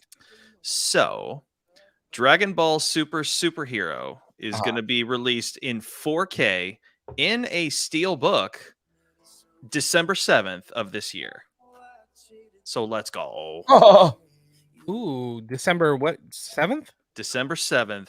Dragon Ball Superhero 4K Blu-ray combo steel book. Do it. Do it. Come on. Do it now. Yep. Go out and get that. You have to now. Do it now. You have to do it now. Yeah. Yeah. That's pretty quick because it just came out like August, right? Yeah, I was just in theaters. Well, I mean, that's we're probably at the 45-day mark at this point. Yeah. That's true. That's true. Great movie. Awesome. Yeah, that's cool. That's actually really exciting, man. I'm Now- not fully caught up on Dragon Ball Super. I'm about a season behind, so I probably need to go and watch that before I watch the movie. Now, Forrest, did you go see it in theaters? Yes. Yeah. Did it live up to the hype? Yes. It was Without like spoilers. Okay, so how do I say this? Okay, so if you've played Dragon Ball Fighter Z Uh-huh. and Mhm. you've seen the actual cut scenes to it, then many of the scenes in the movie are kind of like that. So yes, they're all in 3D with 2D cell shaders, but there are certain points where like everything is in motion, the camera, the environment, and them. And it's like it's almost like there's cut frames between them, so it's like they're moving in 24 frames a second. It's really weird. Mm. I'm thinking like this is a major motion picture, guys. You need to be doing this in at least 60, but it still works. It's still a really great friggin' flick. It's Dragon Ball. I mean, yeah, there were the babies about it on the forums who were crying about the plot, but you know what? It's freaking Dragon Ball. Dragon Ball only has one plot, 2 words. Power levels. It's over 9,000. So It's over 9,000. Okay. And I hear Gohan finally nuts up and actually, trains his ass off in this. you said no Whoa. spoilers, so I'm not going to spoil anything. Okay, no, that was the rumor that I heard, and you need to it's just because you need to just see the movie because Yeah. you'll either be pleasantly surprised or you'll be very disappointed. I'm disappointed in Gohan from like the onset of Dragon, the point after Dragon Ball Z when he becomes Saiyaman, because he just kind of Well, everything. yeah, because after Cell, he becomes what my friends and I like to refer to him as Disappointment Gohan, Yes, very much so. because you have Yamcha, and then down here you've got Videl, and then Mr. Satan, and then Disappointment Gohan. It goes in that order. Wow. Sorry. Okay. All I mean, right. I've been- Videl hey, gets a pass because her dad is Mr. Satan. So it's I've been watching Dragon Ball for 23 years. Okay, so I mean, I had them bootlegged on VHS, all in Japanese, before we got the English cut of Frieza. So, oh no more Dragon Ball. He knows his Dragon Ball. Oh, look at that. Busted it out. I like that. yeah. He knows his Dragon Ball pretty well. Of course I do, maggot. That's how I roll. Yes. And you want to know why? Good. Because all these squares make a circle. James, if We're you crossing worlds here. Yes, if you ever watch Dragon Ball Z, you will never hear that character. He is exclusive to a parody of Dragon Ball Z, and he is one of the best characters in that show. He's very problematic, but he is one of the best characters in. Pecking order. Here's the pecking order. What did you call it? Dragon Ball Abridged or something? Dragon Ball Z Dragon Abridged. Ball Z Abridged. Yeah, And So- oh my god, the drama that is behind all yeah. of that and Team 4-Star. yeah. Well, that's why they stopped after the Cell saga. Well, yeah, because Toei Animation had enough and said, you know what, we're really going to bring in some big, high-level Disney equated lawyers to shut you guys down. Which Oh. sucks because I mean they straight Okay. up said that they were a parody. So Fun. Okay, if you have time, I will tell you a story.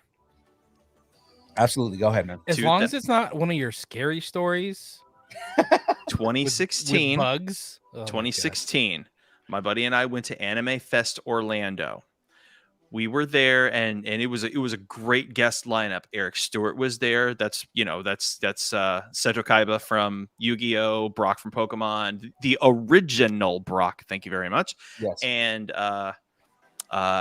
Gallery from Slayers. Veronica Taylor was there. That's the original Ash Ketchum. But we went to Eric Stewart's panel, and everybody was asking all their nerd questions about Brock, and they were asking all these Kaiba questions. And then here's Forza and his buddy in the audience, and I just happened to raise my hand, and he didn't see this coming. And Eric's like, "Yes, sir." And I said, what is your opinion of groups like Team 4-Star who make a bridge series like Yu-Gi-Oh! Abridged? Guys, I swear to you, this is not a lie. I managed to piss off one of my freaking voice acting icons right there in the middle of that. Right there in the middle of that anime fest. He got up out of his chair.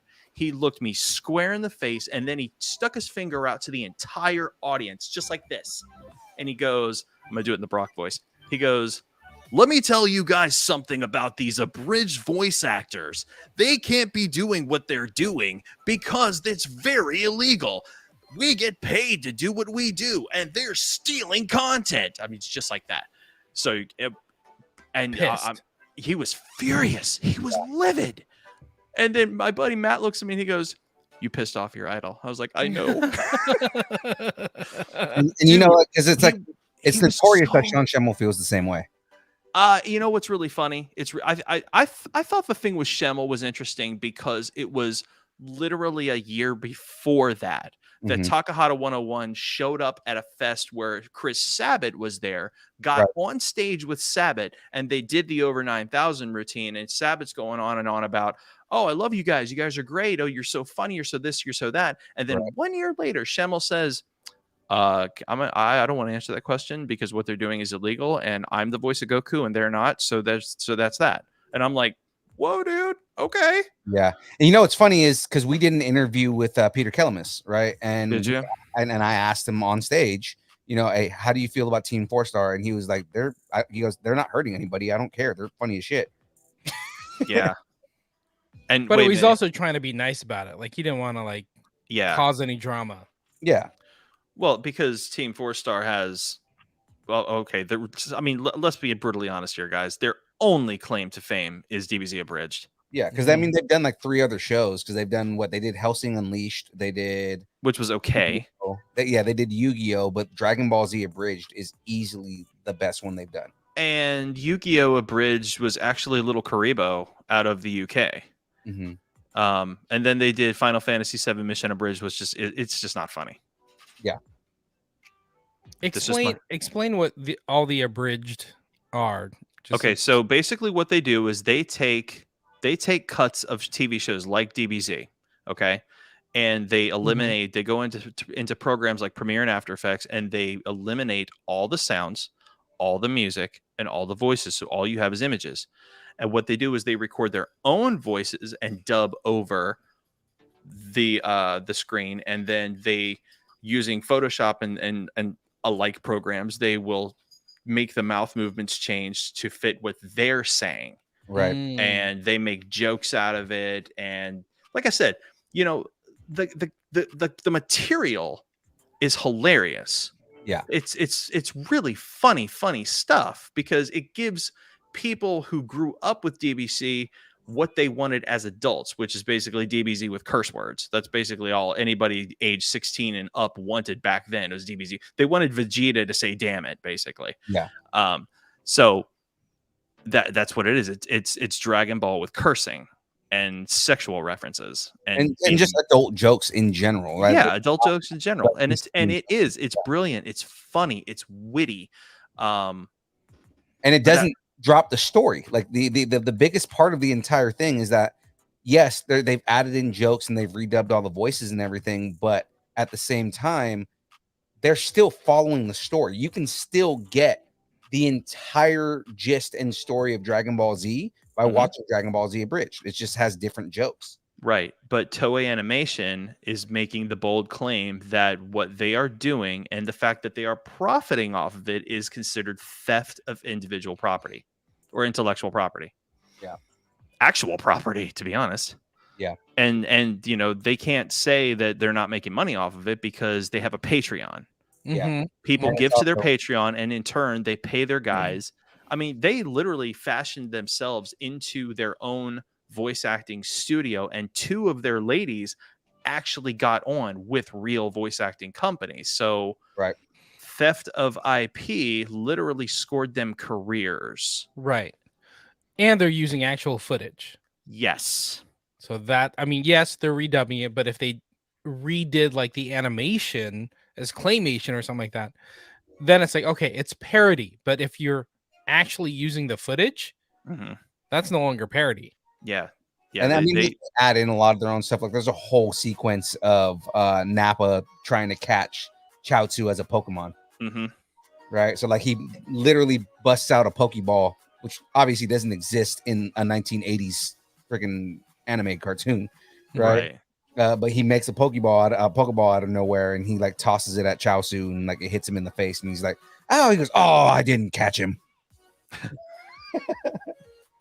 But if you get a chance, it's on YouTube.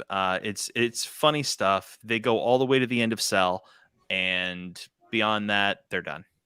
Yeah, I would have loved to see what they did with Babidi, but I mean, obviously, you're not and you know, get into the whole Majin Buu saga and everything. But I mean, you know, obviously, we're never going to see that. So, I'm fine with it because that whole story arc sucked anyway.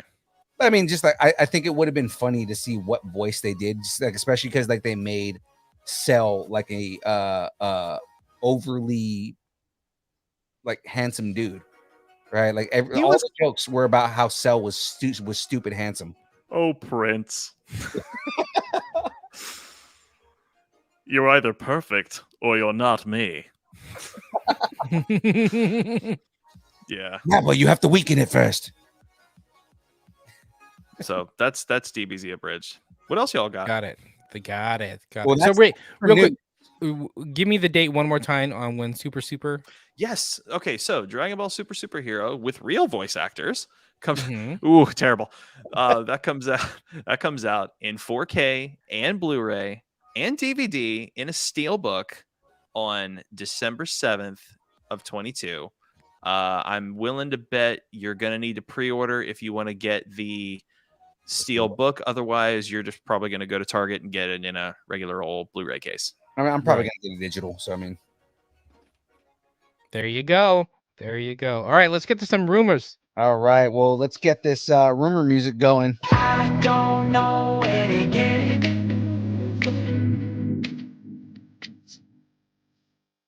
Oh, let's start some rumors. Let's start some rumors. With me? Let's start With who? some Oh, look at the transition. So fancy. I know, right? All right, let's get into it. So we Oh got a leak for some Lego rumors. So if you can see the photo, we got this massive Marvel Hulkbuster set that's supposed to be coming out. It's 4,000 pieces. Yeah. That's a big set. That's a big set. I mean, So- that's UCS quality at this point. Exactly. So it's based on the Hulkbuster armor from Age of Ultron, and it's supposed to be like $500 to $550. Tacos on the table. My tacos on the table that young Phil will buy this. Dude, are you really gonna blow a 5 spot on that? A I fiver. don't know because here's the problem, right? Is as much as I would like to, because that I'm sure that thing is massive, right? Mhm. I'm gonna buy the Star Destroyer before I buy that. I was gonna say, man, you're gonna blow $500. You might as well get an original Lego Millennium Falcon, which takes up an entire coffee table. Yeah, the Star Destroyer is like my bucket list one. That's the one that I want, and they're retiring it at the end of the year. So it's kind of like, Wow. yeah, which means that to get one, it's gonna shoot right now at $700, right? It's immediately gonna shoot up to $1,400 because it doubles in price as soon as they retire it. I mean, seriously, guys, who is gonna spend Hello? 500 plus on a toy? Wait, what? No. This? No. Wait, what? This was No. $500. Yeah. Don't forget your sound fonts. Right? Right. Don't forget that part. Yeah, I'm not buying this. Do you guys are you Forrest, are you a Lego guy? I was at one point. I actually did used to kind of chill and build Lego Star Wars stuff. I Mhm. did like a Lego X-Wing. That was a lot of fun. It feels like everybody was a Lego person at one point in time. It is Some in, some very, out. very relaxing. I will say that. Oh yeah, I mean that's why I build Lego on stream every week, right? I'm building the question box right now from Mario 64. Sweet. You Oh, guys did catch that Super Mario movie trailer, didn't you? We haven't Oh, talked about it. You know what's funny is we planned on doing a react to that, and we never ended up doing it. I'm just gonna be honest on that. I do not care that he sounds like a dude from Brooklyn. That sounds like, you know, Chris Chris Pine. Chris Pratt. Is it Pratt or Pine? Pratt. It's Pratt. Pratt. Okay. Pine is Star Trek. Pratt is Guardians. Yeah. Gotcha. I mean, you know, the whole thing is everybody's complaining about it, but it's like I guarantee you it's gonna be a fun movie and he's gonna be killer as Mario. Like, I mean, and nobody's talking about how I almost 100% believe that Charlie Day is gonna sound like Charlie Day as Luigi. Yeah, that's a good point. It's not like he does voices. You're gonna throw in an accent. Right. You know, Jack Black, I love the voice that he's doing, but it's not a newer voice compared to things that he's done in the past. You know, the only one that I'm hearing is like completely out of left field that everybody on the cast is saying was like, wow, this is crazy, is Keegan Michael Key. Really? I heard Keegan Michael Key spent like he spent like 3 weeks developing the voice for Toad. And every time he did it, he like tried to push it higher and higher, and he ended up getting up to a high enough octave that he had never done before. That was like, yeah, no, I've never gotten a character like a voice up this high, and it sounds perfect. Cool. It does, and you know what? As Toad, he does sound good. He does sound good. I think it's gonna be a great movie. Yeah, I think it's gonna be good. Honestly, like, you know, again, Chris Pratt's comedic timing, Chris Pratt, you know, just the way that he acts, I think it's gonna be great. And then the one line that we got from him is "Mushroom Kingdom, here I come." I mean, like, and the internet lost their absolute minds in complete rage and disappointment because they're all like, "Wait a minute. That doesn't sound like Mario. Where's my woohoo and my waha? That's not right." You know, Waha! Oh no! oh no! Wow. I wonder if they'll address it. And they might, because the thing is I'm forgetting his name. The voice actor that plays Mario is in the movie. He's in the movie. Yeah, he's not. As what though? We don't know. No, they announced it. I forgot what it is. Oh, okay. I wonder if it'll be like Mario's dad, and we're like talking to Mario Jr., and that's Chris Pratt. You know, if they had a little baby Mario sequence in there just to kind of throw some shade at that. Yeah, I know, right? Charles Martinet. That's the guy who that's plays. who it is. Yeah. That would be kind of neat. And honestly, if they were going to get somebody to play Mario's dad, if Captain Lou Albano were alive, that should have been the voice. Oh yeah. Actually, you know what? I didn't realize this. Charles Martinet was in Dragon Ball Z Superhero. Wow, that's awesome. I'm tying it all together. What character that he plays, and What just character? he plays cameo roles. So I guess he plays like various characters in Okay. Mario movie. He played Magenta in Superhero. What? Yeah. Oh, that's so cool. Go Sabbath for getting different folks to get on that team and just play stuff. Yeah. But yeah, I mean, like, you know, he's obviously we all know him as Mario, you know, and Martinet still being there playing a different character. I mean, you know, I'm okay with that.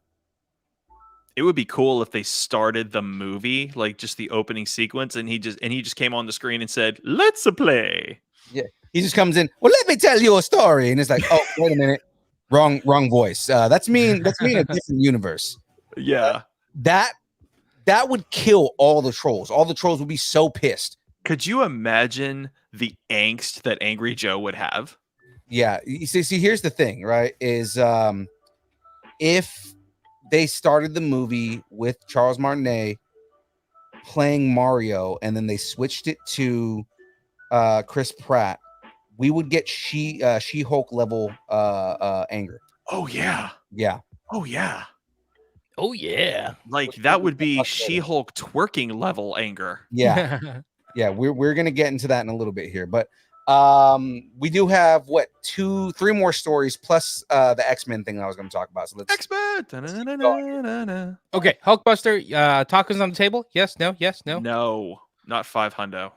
No. Tacos. I believe that it could be up to 500 because if it's 4,600 pieces, that's about the cost for something that big. No. I mean, I won't spend 500. I believe it's 500, but I won't spend 500. No, but that's what we're saying. No, 500. Oh no, $500. No. No.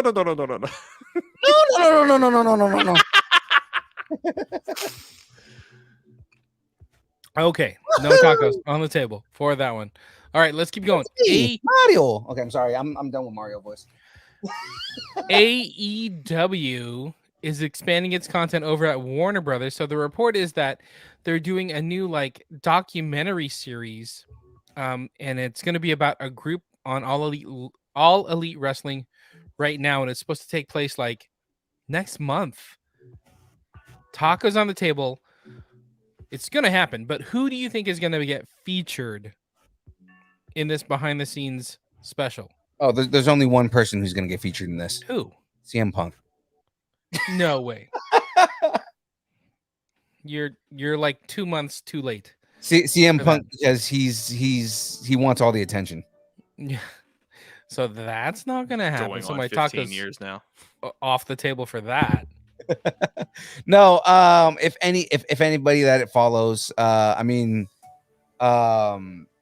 Jericho just signed for what, another 7 years? No, just another 3 years. 3 years. So like, I mean, it would make sense for them to follow Jericho behind like all this kind of stuff. Especially given that he's 7 years in him. Yeah, I'm Jericho. He's still moving like he was young, dude, man. But I mean, like Chris Jericho he's one of the founders. He's one of the dudes who kind of started AEW from scratch and everything like that. I mean, it would make sense to follow Chris Jericho, especially since he just signed a new contract.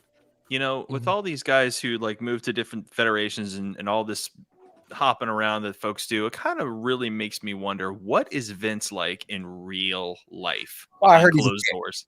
I heard he's a dickhead.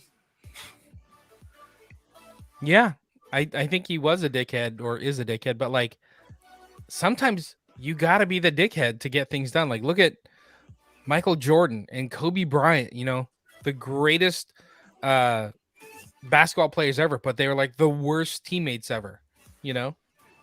I think Vince is kind of like that, where he's like, it's got to be my way or the highway, and technically it's the highway now. No chance. That's what you got. No chance in hell. Exactly. Tacos on the table. Who do you think it is? Do you think it's Jericho? I think it's Jericho. I'll go with Jericho. Forrest, do you watch wrestling? I used to a while back. I used got to. it.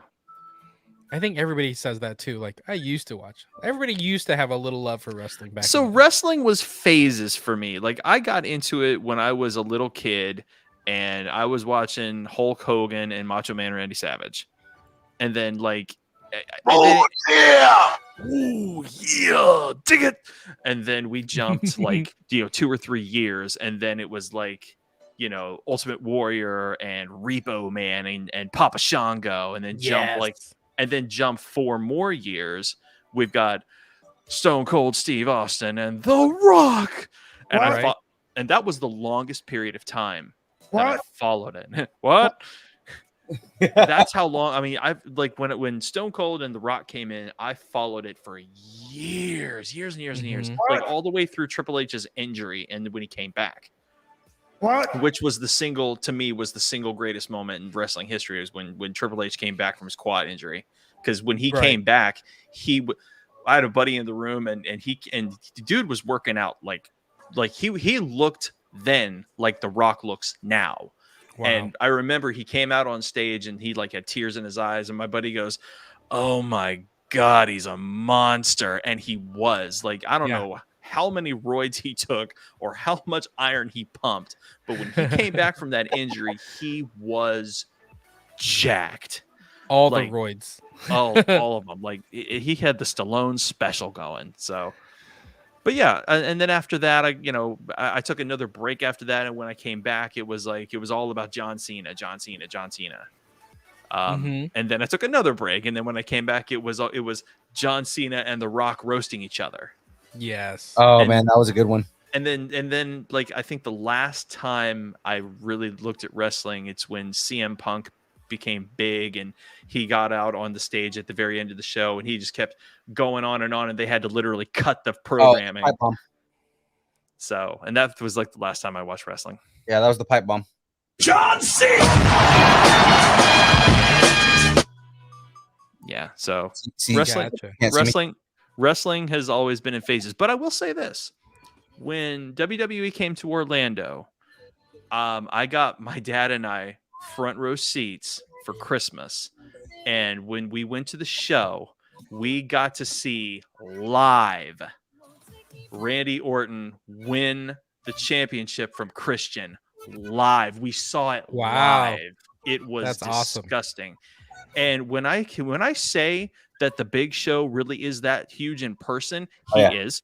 He's a And, monster, dude. It's and- huge. 7'1". and does Rey Mysterio really fly that high? Freak yeah, he does. Yeah. It was insane to see it live. That's And I lost my a mind good when I e- saw Triple H too. That's a good era too. That was like the heyday of like say SmackDown. Yeah. That's a good era too. That's so underrated. You're totally right with like Rey Mysterio and all that, and Randy Orton when he was young, young Mhm. Randy Orton. So that's cool. I dig that. How far are you from Orlando? About an hour. About an hour. Okay, Not too bad. so you're kind of in the hotbed of wrestling. Sorta. Orlando's kind of the one of the meccas of wrestling right now. Well, yeah. I mean, when we went, like freaking Hurricane and Typhoon approached us in line and said, "Hey guys, we got this gym downtown. If you guys want to sign up," like they freaking Hurricane and Typhoon were handing out flyers at the event. Oh my god, you're like in Florida talking about hurricane and typhoon. He's coming through. You're talking in Florida talking about hurricane and typhoon. I'm like, is he about to talk about the characters or is he going to talk about the weather? And I'm gonna be honest. When he said hurricane and typhoon, I immediately thought that he was standing in line and a hurricane was coming, Yeah, and they're just like, nothing can pull us away from wrestling. and he had to stand back. and the time I ran into Billy at Target. Billy Gunn. Mm-hmm. Yeah. There you go. See, you should jump into AEW right now because Billy Gunn is hot right now. He goes by Billy Gunn, but he's also known as Daddy Ass. It's so good. It's so fun over there. Well, when he was taking his little hiatus from WWE, Mhm. he was at a gym about 10 miles from here, Oh wow. and he was helping these girls bodybuild, and he would call them Kip's Cuties. And it was He went by Cutie Kip. Yeah. For a bit. because he literally had a girls class, and he called them Kip's Cuties That's because a friend of right. mine joined his class. That's awesome. It's hilarious. That's awesome. And I mean, C4s knows everybody. I know he does that too. Like he helps like competition bodybuilders and stuff. He's a super nice guy. Yeah, Very, I've always heard good very, things about Billy Gunn. very nice guy. I've always heard good things about all those guys, about all the dudes who were part of the clique. Oh Yeah. yeah. They're Yeah. all super nice. That's funny. That's awesome. I heard Shawn Michaels is nice now, but he used to be a dick in the 90s. Shawn Michaels, I think like in the late 90s, Shawn Michaels got saved. Like he found the Lord. Not only that, he found the Lord. yeah, the Lord. The Lord. Not just that, but it was also he went sober. Yeah. You know, Yeah. So not- I'm actually, that's really cool that he turned his life around and got right. That's good on him. Good on people who can do that. Not Yeah. everybody can do that. I heard post sobriety he became like a really cool dude, and like everybody always has good things to say about him. But like in the 90s, like I'm talking like Montreal Screwjob era times, Mhm. he was known for kind of being a dickhead and just like he dismissed his fans a lot and stuff like that. So Well, it's a good thing people change. There you go. well, we got more stories. Yeah. Let's keep going. Yeah, I think it's know. going to be about Jericho too, but okay, keep going. I have some DC rumors. So I guess it's being reported that James Gunn is about to do another DC film. Keep in mind, he has Peacemaker season 2 coming, and he's got some kind of Suicide Squad spin-off series coming, which it's going to be about Amanda Waller. But I guess they're talking about a new movie that he's going to be attached to, but they haven't said what it's going to be. What do you think it could be? The death and rebirth of Jason Todd. Yes, That would be a great story for him to work on. right. That would actually be kind of cool. If he did Under the Red Hood, that would be amazing. If Yes. Jensen Ackles agreed to it. Are you Yes. saying Jensen Ackles to play Jason Todd? Yes. Oh my God, that would be awesome. He already has. He's already played Todd in the very first Under the Red Hood animated film. Mhm. But I mean, like a live action Jensen Ackles as Todd, especially after seeing him play Soldier Boy. Like, Mhm. we know that he could play the character. Like they could get a younger guy to play, young Todd. They could get a kid to play Robin, but like current Red Hood, Mezzo, you are amazing. They could get Ackles to play current Todd. I think he could do it beautifully. Absolutely. That He was one of the meant first to be that character. that was one of the first early like DC animated films where it's like we take a different tone with our animated shows or movies, and it works. Yeah. And that was like the one where things started to change and DC started to find its voice, Yeah. in animation. So, And honestly, the only problem I ever had with that movie, and it's a phenomenal movie, is that Hamill and Conroy weren't in it. Yeah. but I Unacceptable. mean, God, who played the Joker in that one? The guy from Gears of War. Yeah. He actually.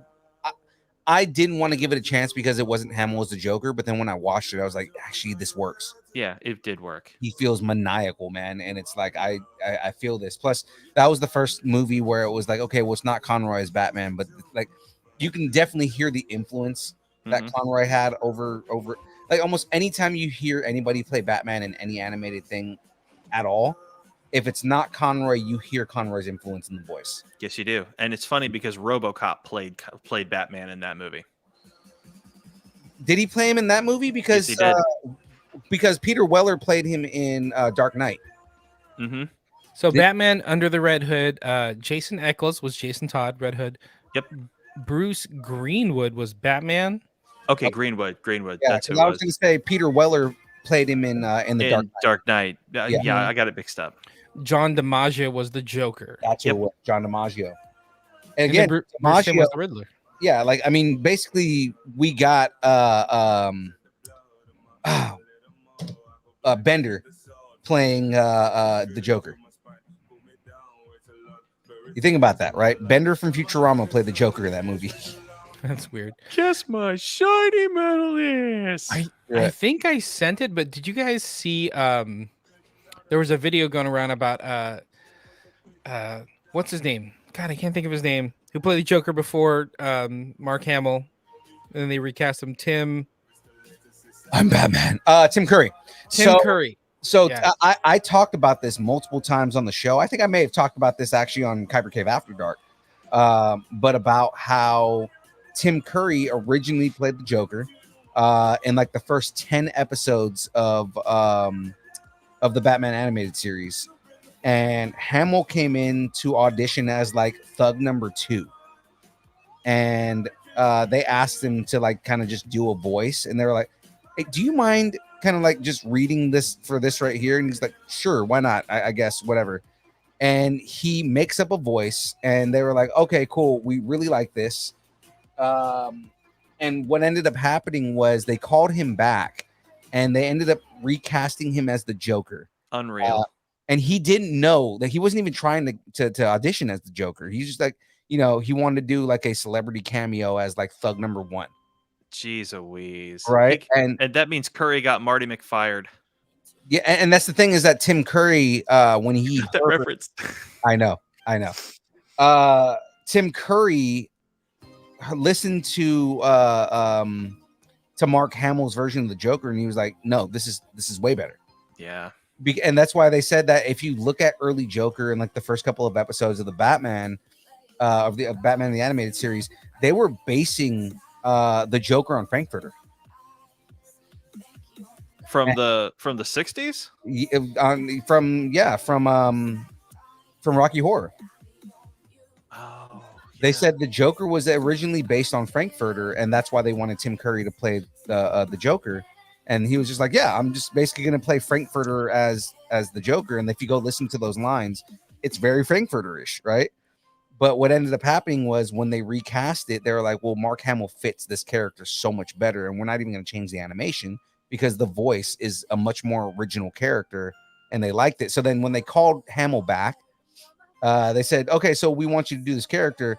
And Hamill said the very first thing that happened was he goes, "Do you guys have a recording from when I did the original voice? I just want to pick up a couple hints and just make sure I'm doing the same thing you guys wanted me to do." And they're like, "Oh yeah, sure." And they played it back for him real quick. He goes, "In reality, I forgot what character I did." He was like, "I've done so many characters and I just didn't remember what I did." And when they played it back, I was like, "This is what they wanted? Okay, whatever." And he goes and he does the Joker. And he said over time it starts to evolve and it becomes more of the Joker that we know. Yeah. But he was just like, it honestly was, I forgot. It was a character that he did in The Flash, was the original voice of the Joker. Interesting. I'll have to find that video and I'm gonna post it because it's so weird seeing the, Batman the Animated Series artwork and then hearing Tim Curry's version. I'm like, oh, it feels so strange. Yeah, well, So because strange. Hamill in a lot of interviews would say that, like, somewhere floating around, there's Tim Curry as the Joker. You guys will probably never hear it, but it exists. Yeah. And the fact that it finally came out and that you're able to hear what Tim Curry sounded like as the Joker is completely amazing. Yeah, it's so weird. So weird. He's Okay, great. Curry's great anyway. He's a fantastic dude. let's jump back. So James Gunn, what do you think he could be working on? We heard Red Hood from Force. Mm-hmm. Young I Phil, you got something? No, see, I honestly don't know because James Gunn is notorious for taking things that you would never think twice about. Peacemaker. You know what he's probably doing? Green Lantern. Nope, he's doing Condiment King. Condiment King. That's funny. He's gonna do the Condiment King. The newer, edgier Hawk and Dove. God.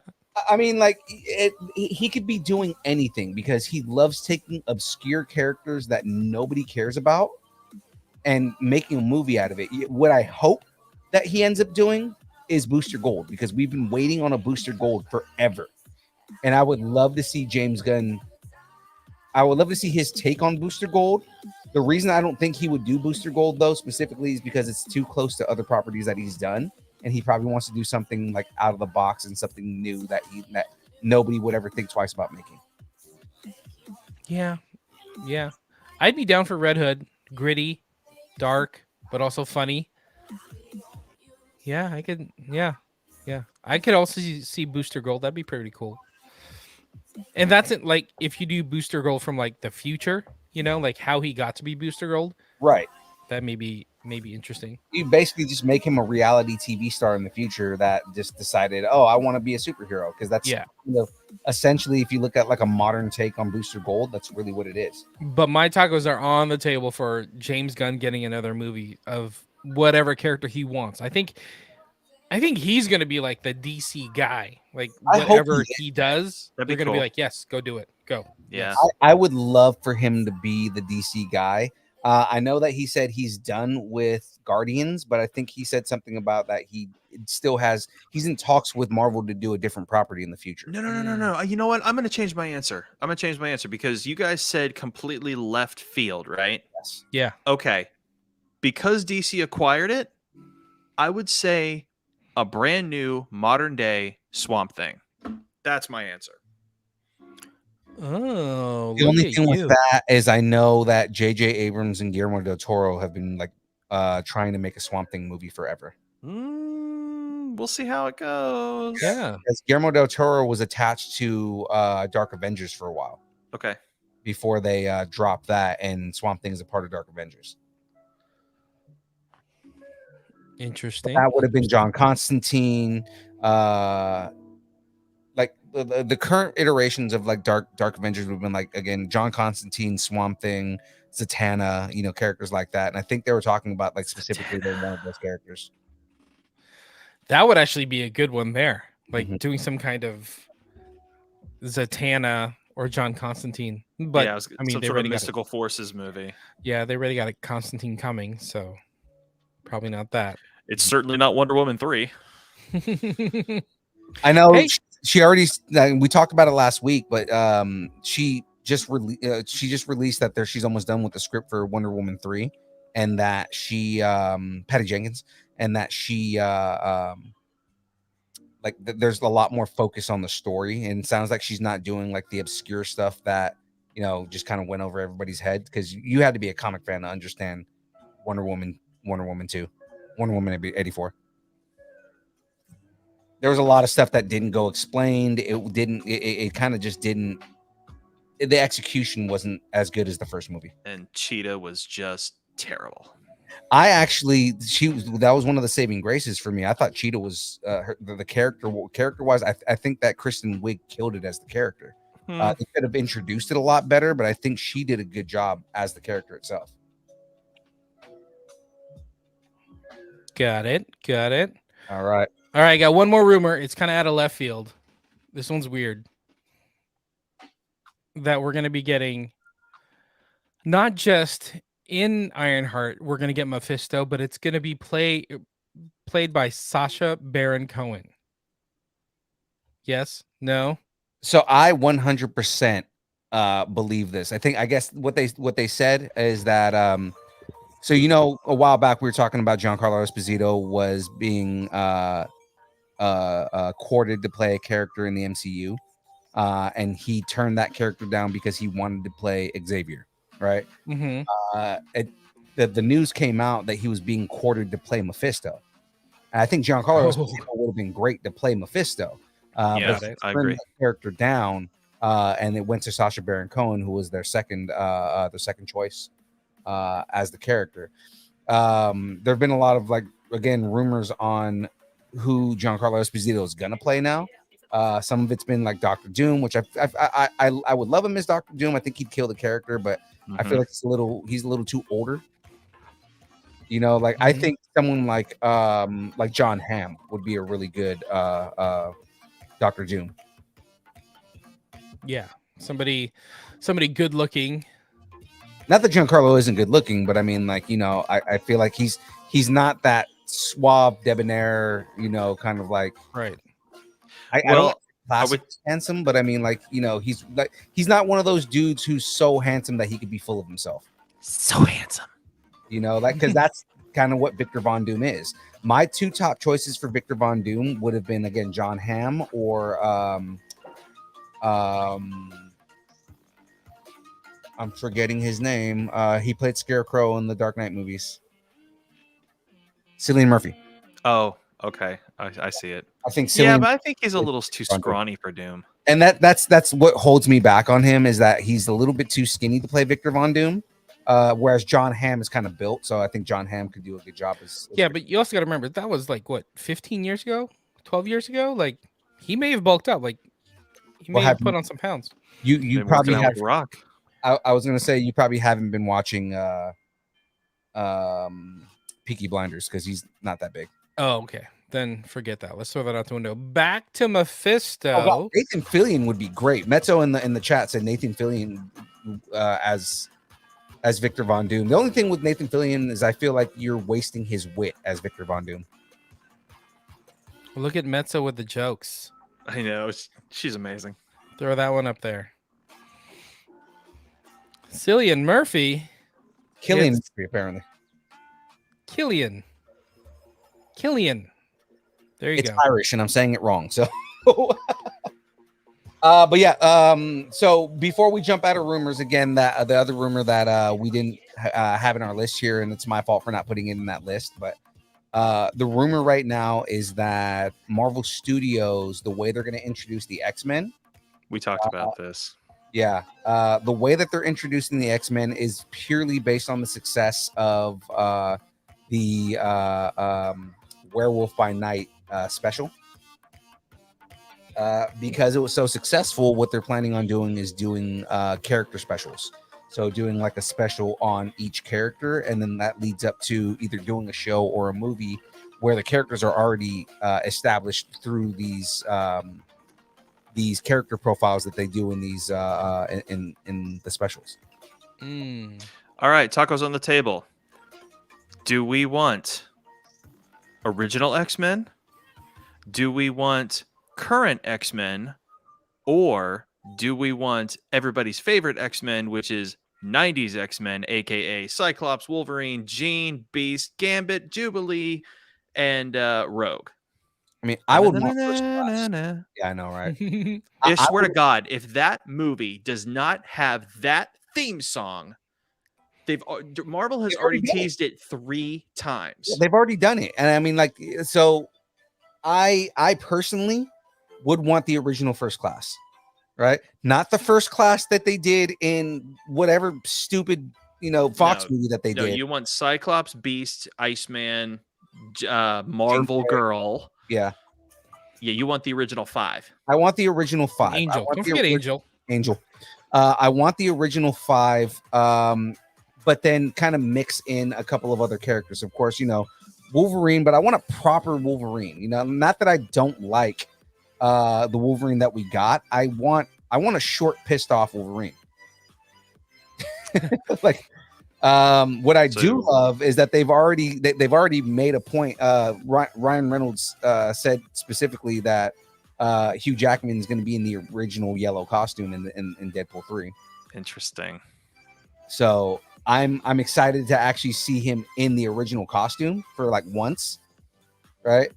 And they also established that this Deadpool 3 is going to take place before Logan. So as much as I love Wolverine, I've always loved Wolverine. He was my favorite X-Men, like when I was a teenager, and now Cyclops is my favorite. But X-Men is not about Wolverine. It's not. And when they reintroduce the team, it needs to be about the team. Yes. 100%. They did it with Avengers, sort of. I mean, it was more like Iron Man in the Avengers, but it was more, it was like Robert Downey Jr. in the Avengers. But I need this to be about the X-Men. I need this to have that Cyclops and Jean relationship. I need this to have Wolverine struggling with himself. I need an annoying little Jubilee. I need these things to happen. Yeah, and that's why I'm saying, like, I was talking about we didn't get a proper Wolverine until Logan because they never tackled his PTSD. They never tackled the alcoholism and everything like that, where they did in Logan, right? But it was like too little, too late at that point. It's like they made it like where the events of X-Men made him an alcoholic, and it's like no, it's a lifetime of war and not being able to die that you become this raging alcoholic, and it pisses him off. A lot of people don't realize how angry and how borderline bad guy Wolverine is because he kills people. And I want a spunky Alabama twang Rogue. Oh yeah. We have proper Miss Marvel.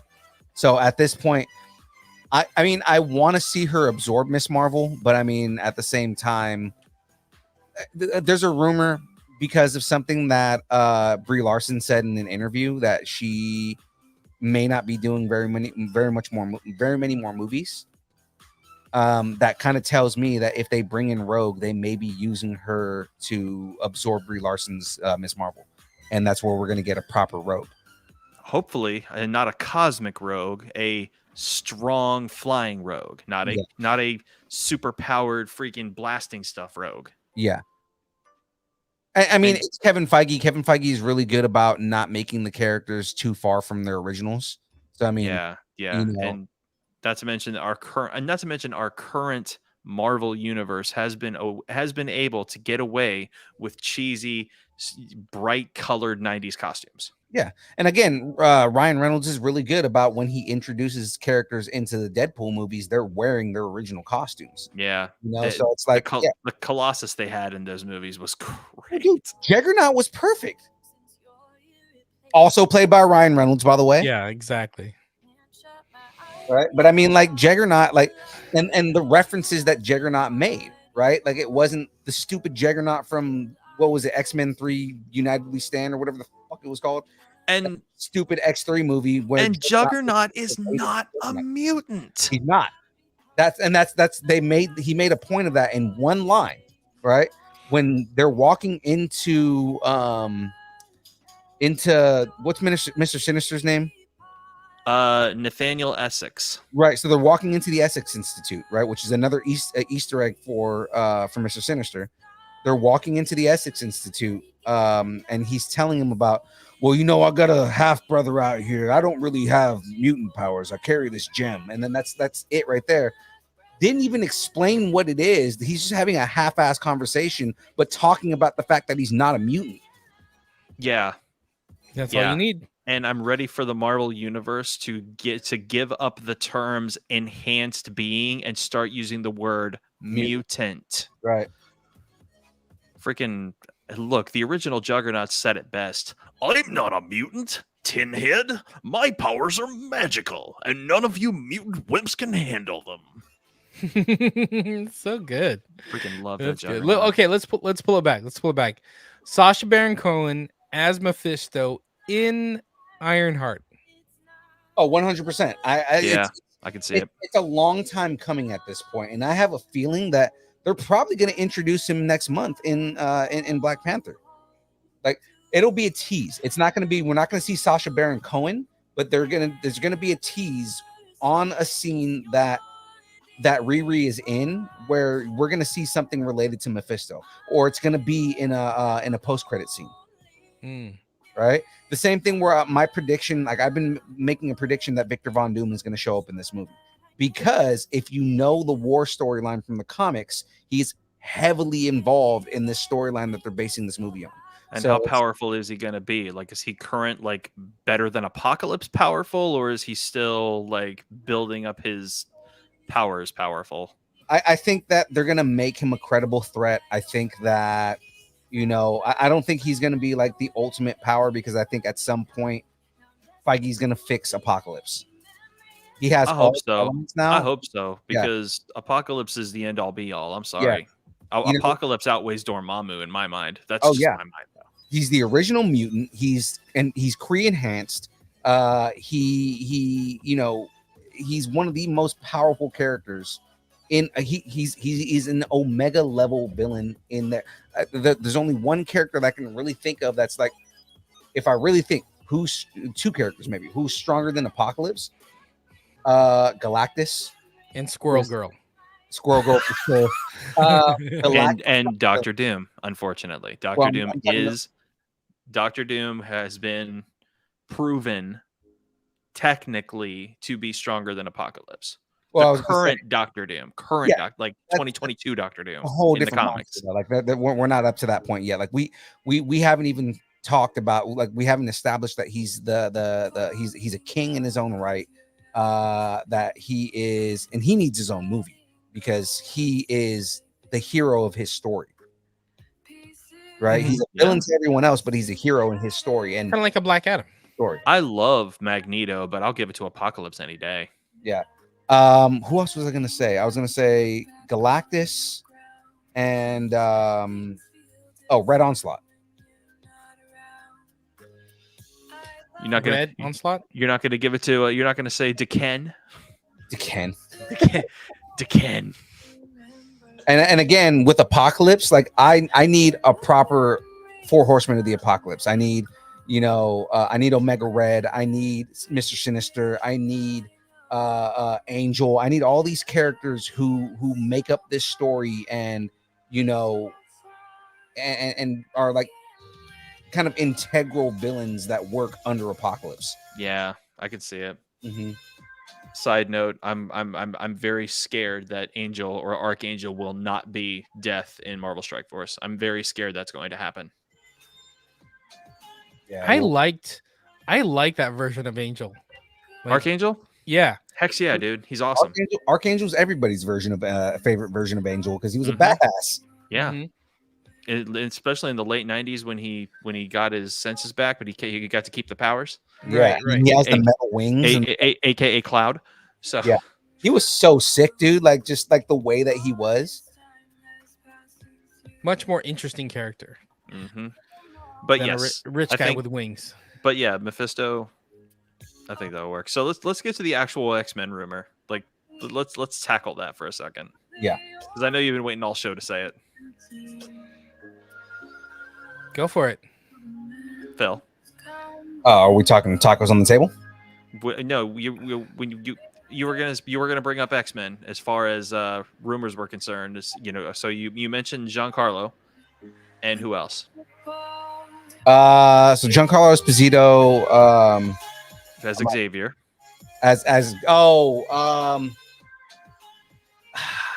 And Denzel Washington yeah, as Magneto, and that's been a long time rumor.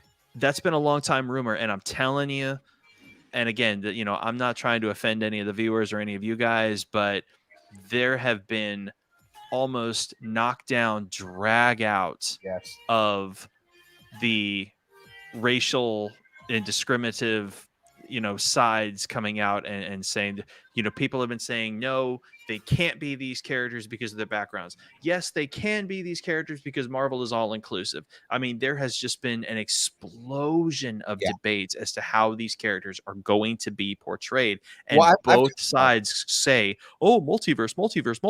Right. It's like, I've talked about like how you can make Magneto black, like easily, man. Like, it's I get it. He's a Holocaust survivor. That's why a lot of people you have to have that tragedy in his backstory.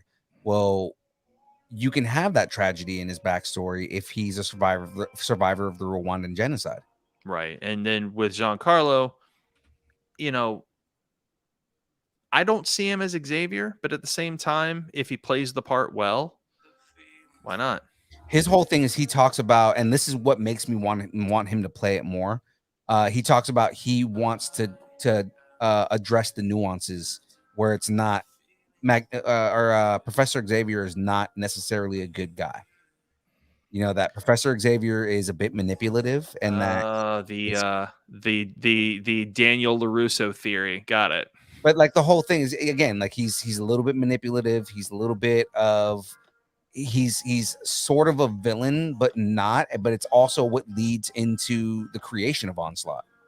Oh, absolutely, because it is protect humans and mutant kind at any cost. Right. Like even if it's him. Right. So it's like there's a lot of like, he wants to kind of tackle some of the nuances from the comic books that a lot of people just kind of skip over.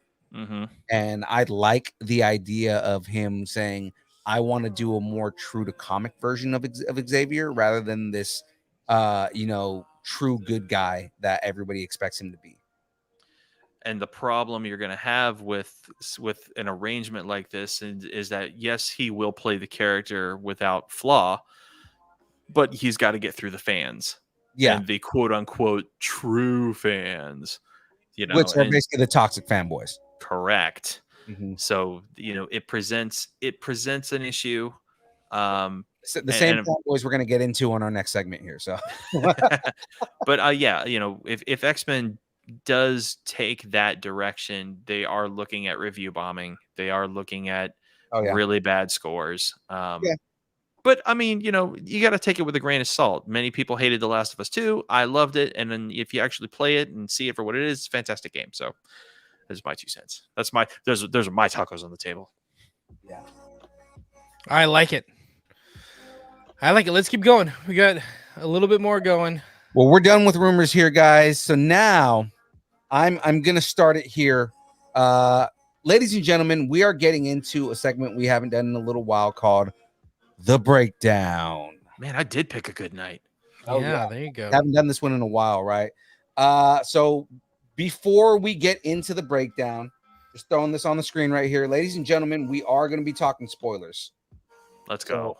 If you are not a spoiler person, I'm letting you know now. We're hitting the spoiler alert. So Spoiler alert! Spoiler alert! Spoiler alert! Spoiler alert! Spoiler alert!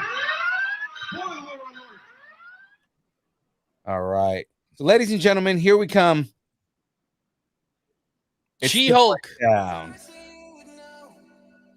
Attorney at Law. So let me give a quick summary. In Marvel Studios, She-Hulk Attorney at Law Jennifer Walters, an attorney specializing in superhuman-oriented legal cases, must navigate the complicated life of a single 30-something-year-old who also happens to be a 6'7" superpowered Hulk. 9 episodes, Disney Plus. Real quick before we get into any kind of Easter eggs, and that's usually what we do is we try to avoid as many spoilers, but we talk Easter eggs and extra layers of the show. What did you guys think of She-Hulk Attorney at Law as a whole? Forrest, I kind of want to start with you since you just I was going to say finished something. it. I enjoyed the show. It was fun. It was something nice that my wife and I were able to sit down and watch with dinner. You know, there were a lot of chuckling points. She-Hulk was witty. Her design was awesome. I mean, she was strong, and I don't know how they did it, but they managed to make her hot, which is cool. And I mean, Hulk was hot in the comics, man. So I'm not totally. she was. against I was gonna say she was in the 90s, 90s comics when all the women were double Ds. So that's kind of how that went. that. Oh yeah. Thank you, Jim Lee.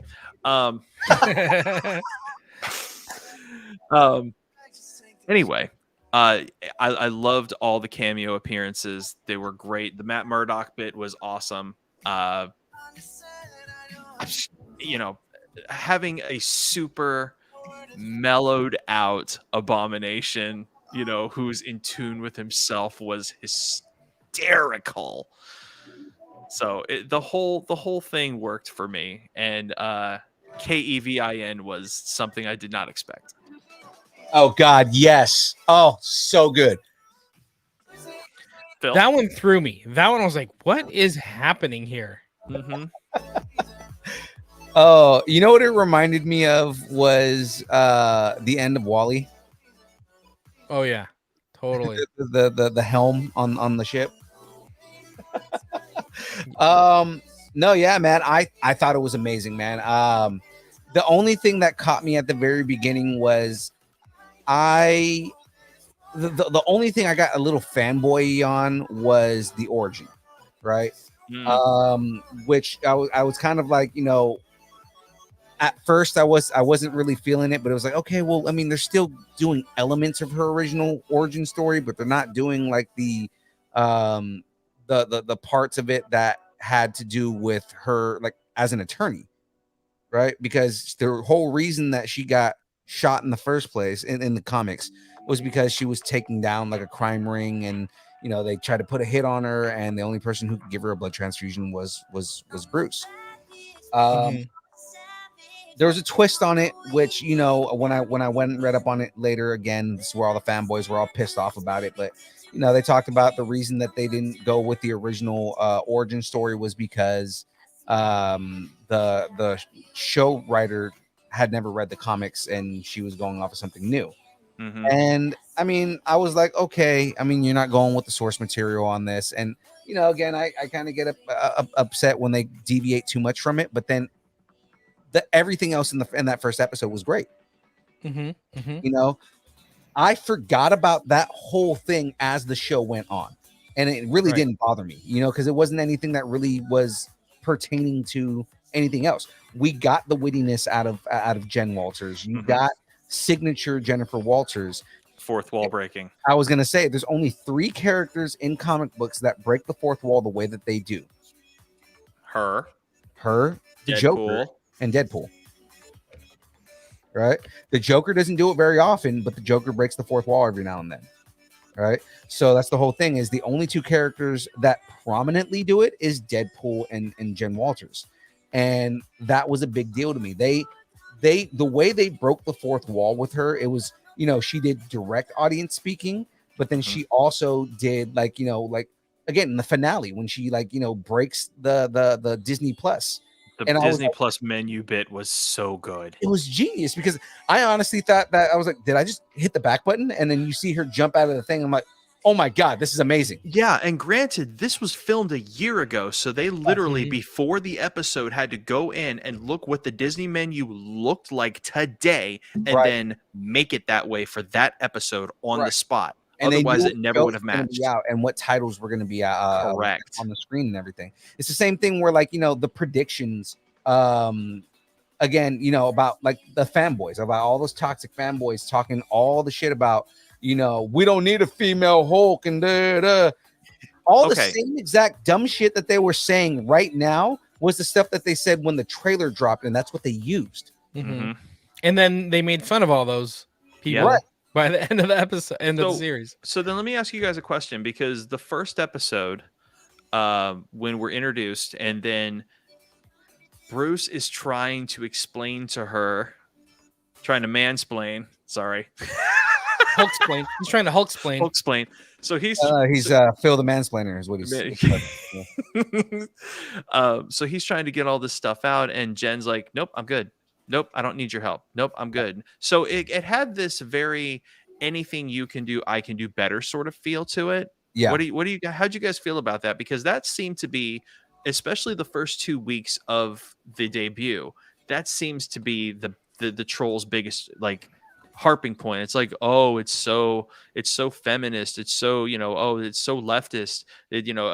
Why doesn't she have difficulties the way Bruce does? It's not fair. Why is she a Mary Sue? So like right off the bat, why is she a Rey Skywalker? So But what's so wrong with feminism? I don't understand this aversion to femininity and feminism and on you a gotta ask these people this question, because right. Well, you know, because they're Yeah. not only are they toxic, but they're misogynist, and they're straight up like these are if they're not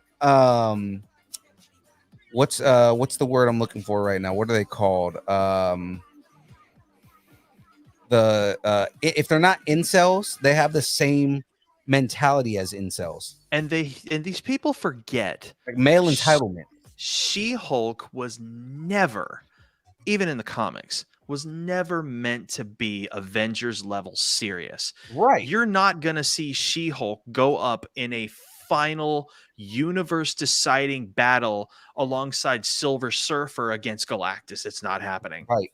What is she gonna do against a cosmic force, let alone a force like Magneto? Give me a freaking break. It's She-Hulk. And what's funny is, with all that being said, and in the comics and everything, she's always been stronger than Bruce, at least in their basic forms. I mean, Bruce. We're not going to get into World Breaker Hulk and Planet Hulk, where he can destroy a planet with a single punch. But I mean, like it's in like a normal form, she usually on average is stronger than Bruce.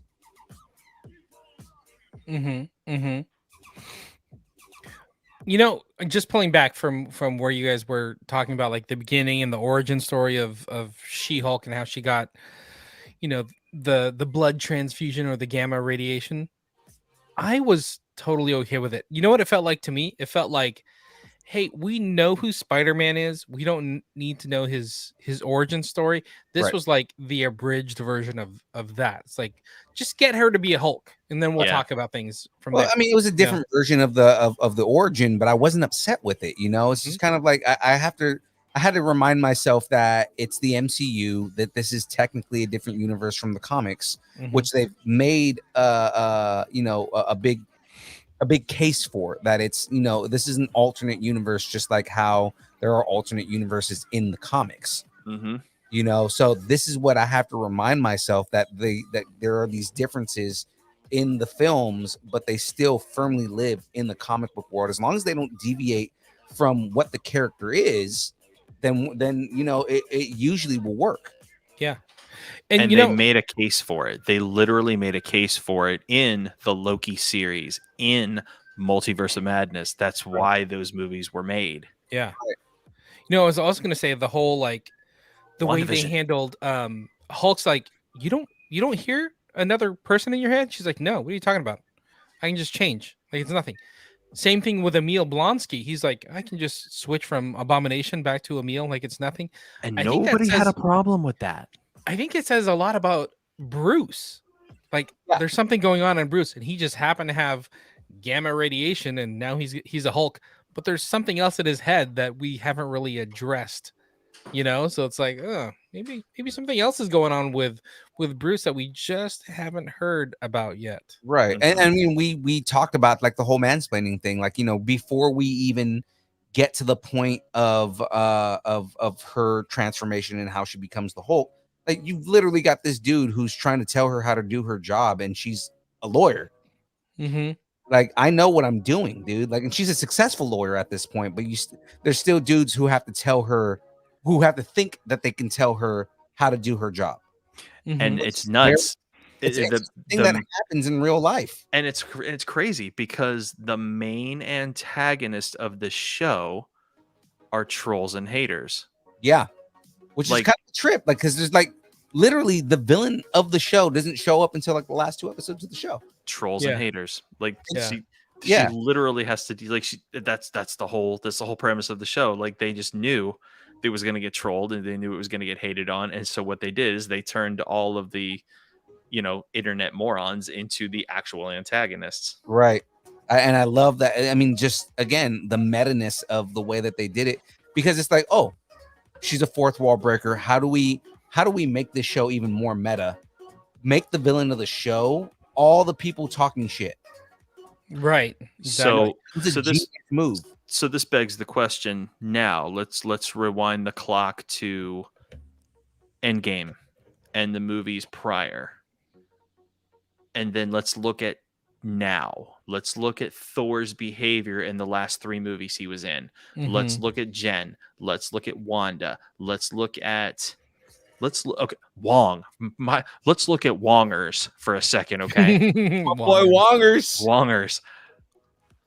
Is the MCU taking a much more lighthearted approach for its future than the harder, grittier Iron Man stuff that we started with back in 2006?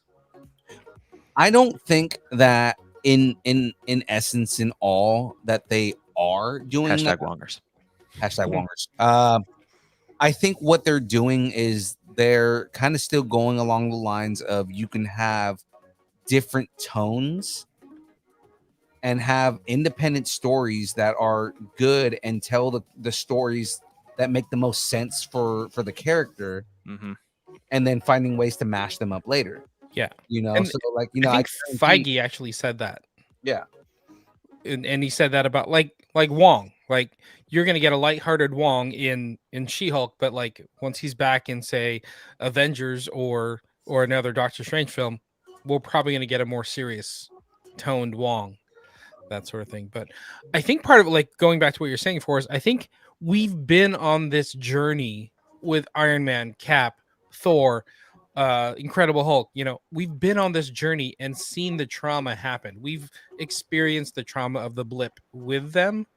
So now all these new characters feel a little different because we haven't experienced that trauma and been on that adventure with them. So we may get some of that with some of these characters, but I think we're going to get a lot of lightheartedness, But I moving mean, forward as well. We even got a happy Daredevil. Did you Right. guys notice we had a Yeah. happy Daredevil? And that's the thing, is that that doesn't necessarily mean that that's going to be the same tone when Born Again comes out. Right.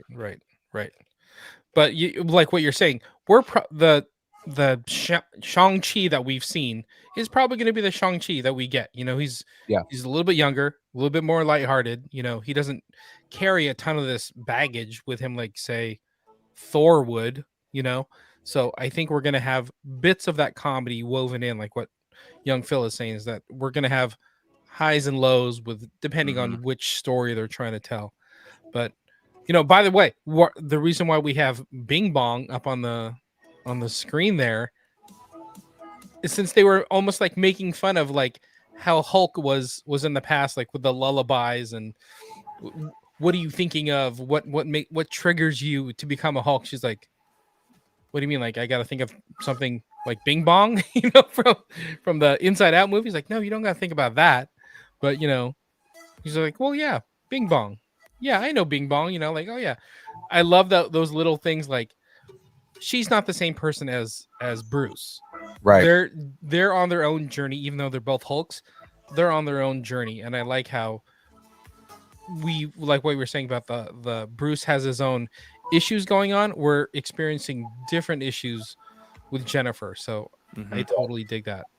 Totally That dig and cousin Larry from Perfect Strangers was the dad. That was also funny. that was so perfect. Cousin Larry. Yeah. And I think that's why they changed the origin story about her, you know, whatever. What did she have before? Was it cancer or something? Why did she need the transfusion? In the comics? She gets shot. That's what it is. But I think they did it this way with the accident and like just the, you know, unknowingly transfusion of blood. They did it this way so they could feature more of the family. Does that make sense? Yeah. Like they could use more like, oh, we don't have to worry about donors and like her dad being a donor or whatever. It just happened with Bruce, that she was with Bruce, and that's what happened.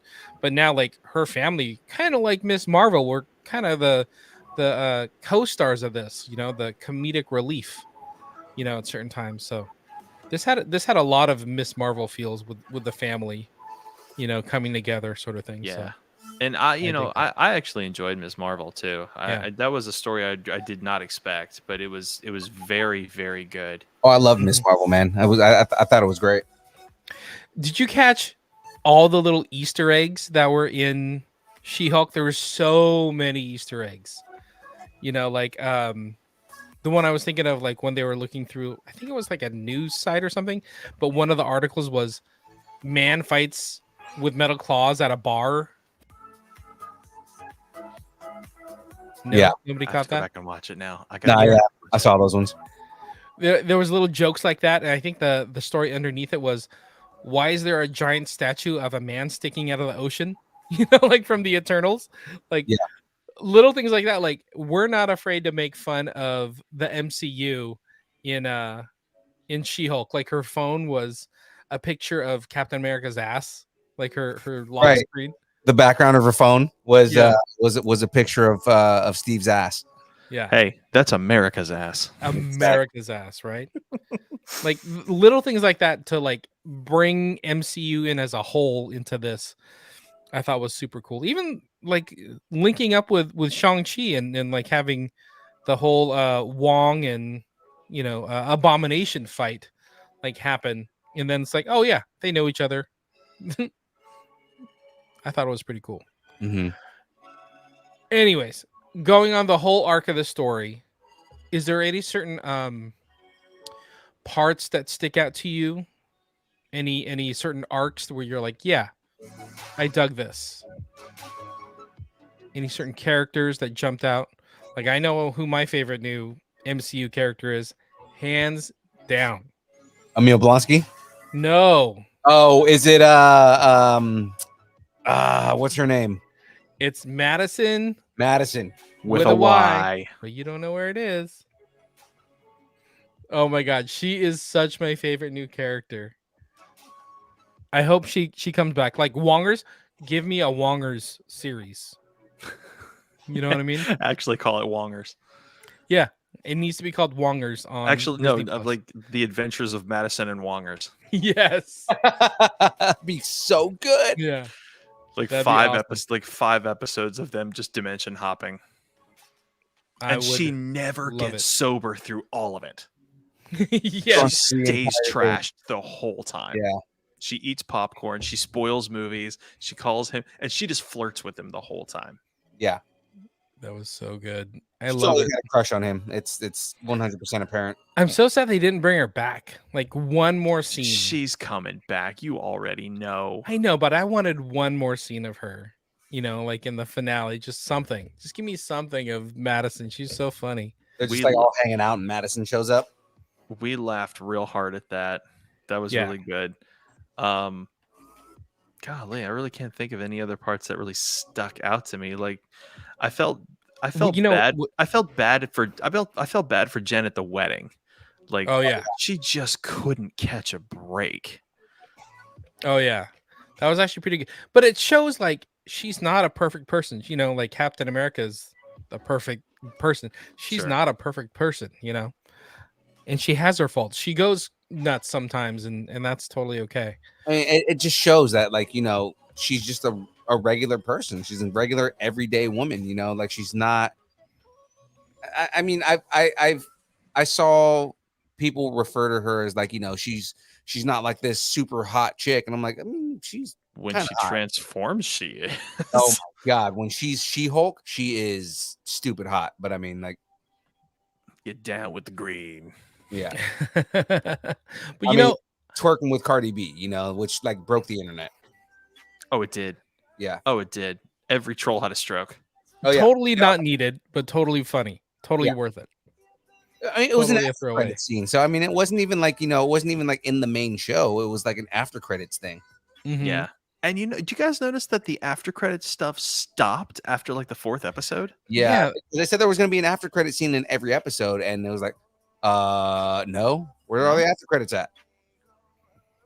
I liked how they did that in the beginning with an after credit scene, whether it was a throwaway piece or not. Like, Yeah. give me more of that because that's part of the tone of the show. It's Mhm. Yeah. fun. Like her Right. mom trying to, because she can transform, she's like trying to make her move like furniture in the Move house. furniture. That's So good. here's a question for you guys. Does She-Hulk have a future I think she does. in upcoming Oh, movies? totally. I think she's going to be a part of the Avengers. I honestly do. I think that when we start getting into like new Avengers or Fantastic Four. Fantastic Four, but like we're probably going to get into Young Avengers at some point where they're already building the Young Avengers, right? Yeah. Now she's obviously not like in that age range to be a part of the Young Avengers. She's like in her early 30s, but I mean, like, you know, she can easily still be a part of that. She can be the Hulk of the Young Avengers, Mm-hmm. I totally agree. you know? I think there's nowhere to go but up with She-Hulk because, like what you said, they addressed all the haters and they squashed all the haters. Oh And then they brought a show that's funny, that's light. Like what you said, Fours, is that like you watched it with your wife. I watched this show with my wife. You know, she was into it. I didn't have to explain anything to her. Like she was just, oh, let's go on this ride together and see what happens. I'm like, yeah, let's have fun. This is like a nice entry point for so many people to be like, okay, what's going on with the Marvel stuff again? Let me see what's happening. And Mhm. let me jump in, have a fun, lighthearted show like She-Hulk. And put her in all the other properties and like let her be comic relief. Let her be funny, you know? Right. Yeah, all my dinner time explanations of shows is saved for Rings of Power because nobody seems to know what's going on with that. Oh yeah. I read like 7 articles about like what is happening at the end of this show. That's I just hear nothing but like everybody complaining about it, but it's like it's kind of the same thing, right? Like of everything that's going on with She-Hulk, it's like people are complaining about it's not J.R.R. Tolkien, it's not something that he wrote, and I'm like, I mean, the whole point of writing an appendix is so that future people could write new stories. Yeah, Mhm. it's Live it's within the it's like an universe. offbeat of the Cimmerillion. Yeah, I mean, like the whole point, and I mean, like the story that they're telling in this series is supposed to be something that's never been told. You know, that like there's hints of it within the books and everything, but like, you know, you've never actually read anything about the origins of the ring and kind of like how he gets his power. You know, so I mean, like this is I don't see this as being problematic, and it's the things that people are complaining about but not complaining about. Like what they're saying is we don't like the elves. In reality, it's because they don't like that the elves are, you know, black. Oh well. You know, same thing where like everybody's complaining about George R.R. Martin's story, and they're saying like, oh well, you know, why are these characters black? And it's like, why can't they be? It's a fantasy. None of these people actually lived. Why are you guys complaining about it? Hey, speaking of elves, we got an elf in She-Hulk. Nice segue there, right? It's a really good segue, actually. Well What done. what was that about? Like I didn't expect to see that at all. Is that and we looked it up. It was Runa, the light elf, the Yeah. shape changing elf. Yeah. So that is- felt more like Loki than And that was going to be my question. Is that one of the planets that Thor protects, where she comes from? mm-hmm. Kind of. It's the planet One of- that the One of the 9 realms. yeah. So Nine I Elves. I looked it up and I have it. So in the comics, the Light Elves live in Alfheim, one of the 9 realms ruled by Asgard. They've been the antithesis of the Dark Elves who lived in I don't know, Svartalheim. Svartalheim. Thank you. So this is the first we've seen of the Light Elves, and it made me think like, where did they just come up out of nowhere? Because hashtag She-Hulk. Yeah, I know, right? But then I was thinking about it, like maybe they were on Asgard and they're like with Asgardian that. survivor, so to speak. You know, Mhm. like I was like, why does this elf just show up out of nowhere? It's so weird. But I thought it was kind of funny. It definitely gave me like fun Loki vibes back in the day. Well, Like old school gentlemen, Loki. I hate to do it to you, but I've got to be at work in 5 hours. Oh man. Real quick before you go, because we were going to talk about like Scar, but before we do that, just give us your rating of She-Hulk out Oh. of 10. By the way, so the way we 8. do this, right, is you give your number, something random that appeared on the show, out of 10, what's something random that appeared on the show. So for example, You go ahead and rate it real quick, young Phil. okay. So I'm gonna go ahead and give this 9 custom made dresses out of 10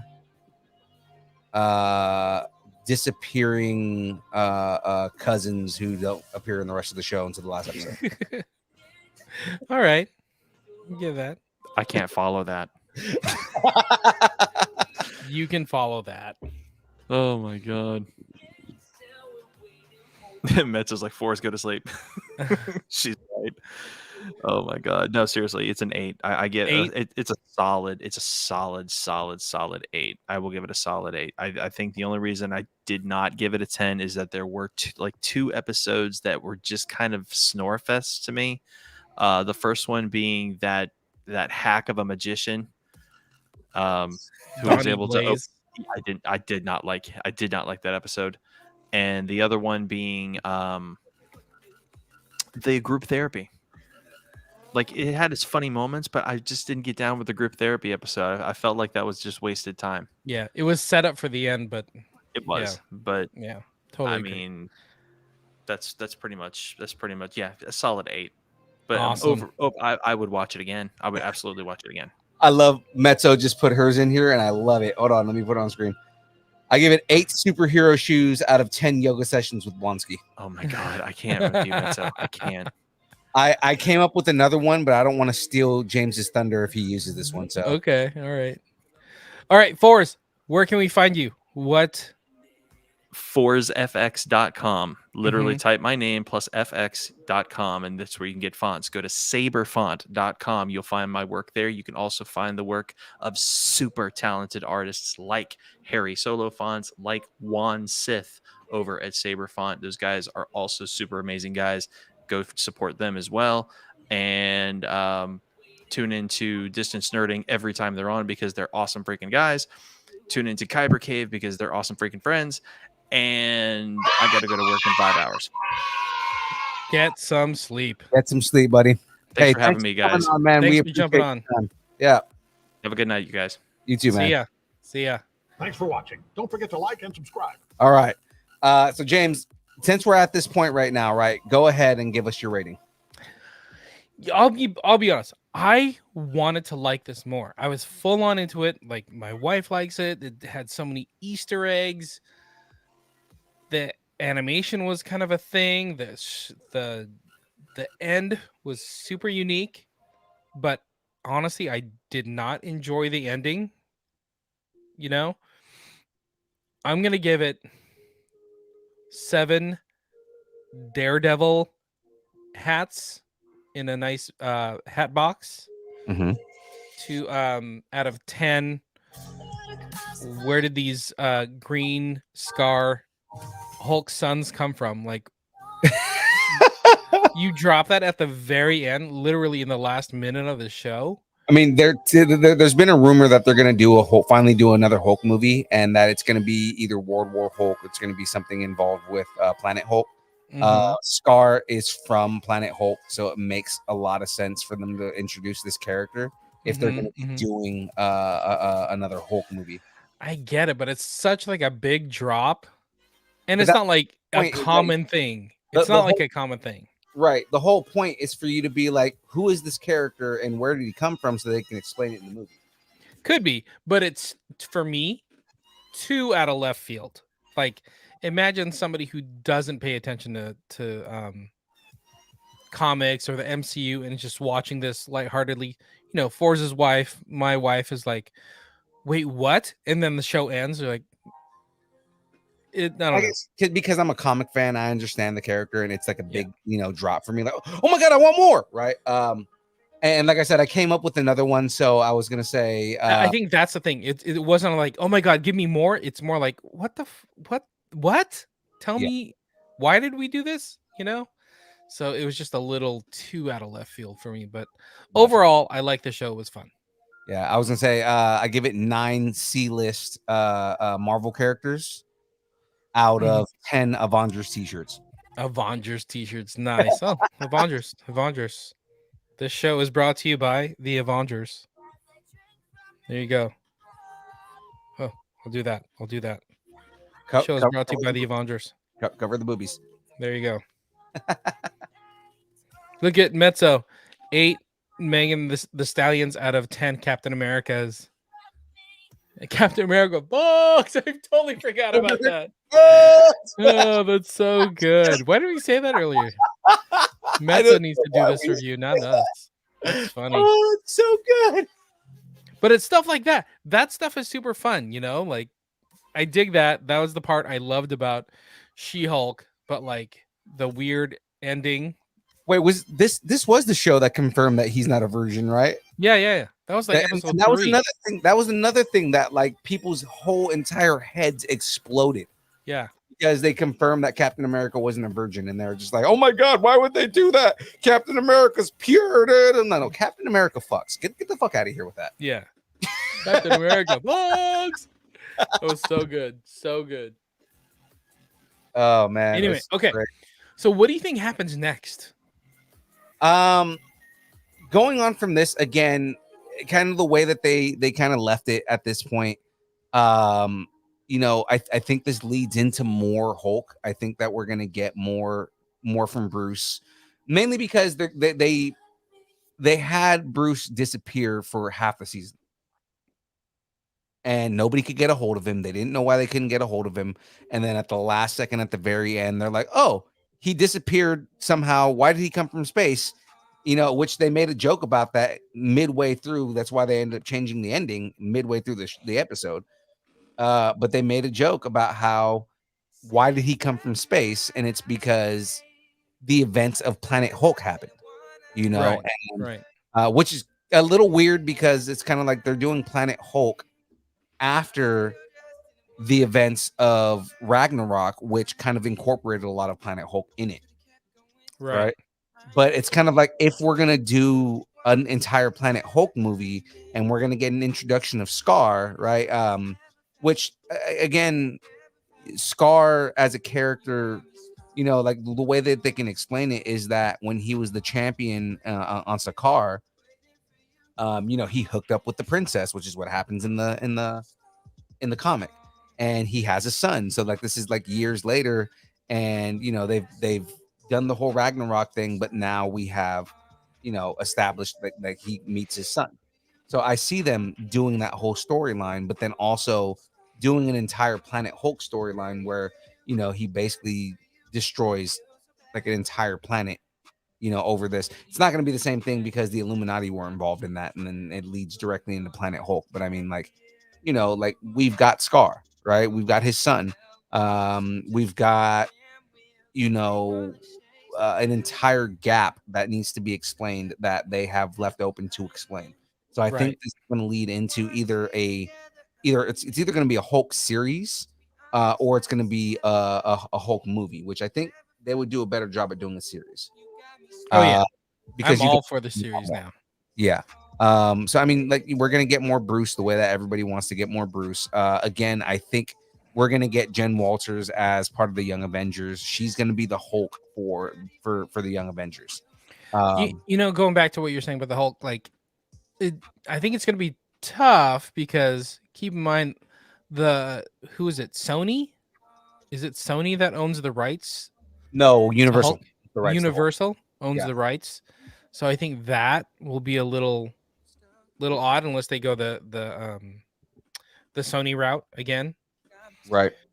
So we shall see. But I mean, as far as I can remember, they cannot do a movie with the Hulk unless it's authorized, right, by Universal. Either authorized by Universal, but they can use him as a secondary character in a movie. As a secondary character. So it's a little weird to have this and like Yeah. He who's can't the be a- main character going to be. Yeah, he can't be a primary character unless they do a deal with Universal on it. But I mean, like, who's to say that they don't do I'm always forgetting the name of the characters when I need him. He was another character that was worthy of holding the hammer. The goat guy? Yeah, because he's another big character in Planet Hulk. Ah, so maybe that's it. Maybe that's it. I was looking at the schedule, Mm-hmm. right? And it's like we just wrapped She-Hulk. We got Black Panther less than a month away. So weird that it's like 3 weeks away that we have Black Panther. But like the schedule for phase 5, phase 6 is pretty much there, right? So between now and the next piece is going to be Black Panther, then Guardians holiday special, the What If series, Ant-Man, Secret Invasion, Guardians 3, the Echo series, the Loki series, the Marvels, X-Men 97, the Agatha series. That clears it all the way through 2023, right? Right. So like, when do we pick up this She-Hulk storyline? Like, we're probably 2 years at least, at the minimum, away from like, why did we just see the Hulk's, shy little son? You know what I mean? Like, Right. I gotta wait that long to get this question answered. Like, ugh. Unless there's plans within Guardians. I'm like, Marvel, you're getting too big for your own britches, Mm. making me wait 2 years to pick up a storyline like that. Yeah, Mezzo got it. Beta Ray Bill. Beta Ray Bill. That's who it was. Beta Ray Bill. I thought you were looking it up, but I was, but then I just decided to get back into the story. No, yeah, Beta Ray Bill. If they decide to do a story with him, because I mean, there've been teases for Beta Ray Bill. There was a tease of Beta Ray Bill in Ragnarok. yeah, his face was on the outside of It's that on the building. side of the building, right? Right. So I don't know when we're gonna get back into the Hulk. I think we're about to shift in the MCU back to what we know, Black Panther, Guardians, Ant-Man. So I think it's gonna shift back to we've introduced some new characters, She-Hulk, Echo, that sort of thing. I think we're gonna shift back into what we do know and continuing a bit of the stories of characters that we've grown to love, if that makes sense. Right. No, I agree. Mm-hmm. And then we'll shift again to like newer stories about the newer characters. But Because we're probably going to start getting into more cosmic stories in 2024. So I mean, like once we get into 2024, because they're going to start leading into like Secret Wars and everything like that. yes, that's it. That is it. Mhm. By the way, did you guys notice I have an Avenger shirt? Oh, I'm wait a very proud of it. There it is. There it is. Avengers. I love it. Shout out to Jenny. Jenny got it for me. If you're jealous, I'm sorry. But if you're looking for a new shirt, hey, we got merch, people. We got merch, people. Dur, dur, dur, dur, dur, dur, dur. If you're looking for a hat, if you're looking for a shirt, we got you. So if you want a Distance Nerding shirt, we got sizes back in. So let us know what you're looking for. Make sure you DM us at Distance Nerding. Usually Instagram's the easiest way to get a hold of us. T-shirts are $20 or $25 if we got to ship it. We sold some shirts up in Oregon, so it was just nice and easy. Like, yeah, give us money. Boom. Shirt, yours. You got it. So we got those bigger sizes, the extended sizes. So if you're looking for something, let us know. We'll take care of you. DM us. Let us know what size you're looking for. If you're looking for a hat, hello, Galaxy Gray. Can't Hello? see your hat, James. Can't see your Oh. hat. We're looking at your boobs. There it is. Hat. Galaxy Gray. Hello. You like it? Hello Oh, there. you're wearing the baller black. Look at us coordinating. Hello So if you're looking for a hat, we got hats. They are $35. If you're buying 2 or more hats, they're $30 each. So we'll save you a little bit of money if you want to get one gray, one black. Shout out to Cam. Cam got one gray, one black, and another black. So shout out to Cam. Yeah, $30. We can ship those to you too, or if you see us around, come out, say what's up to us. Yeah. Any more on the merch? If you oh, by the way, if you want a sticker pack, DM us as well. So at Distance Learning, let us know if you're looking for a sticker pack. What's up, buddy? How you doing? If you want a sticker pack, just message us and we'll send you like some stickers, right? Exactly. Just let me know where you want me to send them, and I will send you some stickers. Hooray! A whole bunch of new ones out there. Just gotta let us know, guys, and we will send you stickers. I like it. I like it. So don't forget, this coming Thursday, we have another Distance Nerding show. Thursday from 6 to 8 p.m. It's the build. So Yeah. YouTube, Facebook, Twitch, come hang out with us. Come hang out with us on YouTube. That's kind of the easiest way. Like we were just noticing, like, hey, we have people on Twitch, people on YouTube, people on Facebook. I think people are gravitating to YouTube. So if you want to keep up with all the conversations with everybody, try to hang out with us on YouTube, subscribe. Same thing with Twitch. If you want to hang out on Twitch, cool, subscribe. But Young Phil, what are you building this Thursday? Oh, guys, right now I am building the question box from Mario 64. Essentially, it folds out, and all the different worlds from Mario 64 go inside of it. Plus, it pops open, and Bowser pops out in the middle of it. It's pretty badass. I'm having a great time building it, and also, I don't know how many of you guys are hip hop fans. Hibbity hoppities. Hibbity hoppities, but this Thursday, we got a very special guest coming into the show. Fingers crossed. Fingers crossed. totally crossed because He's people are confirmed. busy. Yeah, I know. He's confirmed 2 times and told us that he's going to be on the show. So I'm hoping he shows up. But you know, if he doesn't, he doesn't. He does. But right now, Echo, EKOH. The dude is nice. If you don't know who Echo is, go look him up. Specifically right now, I've got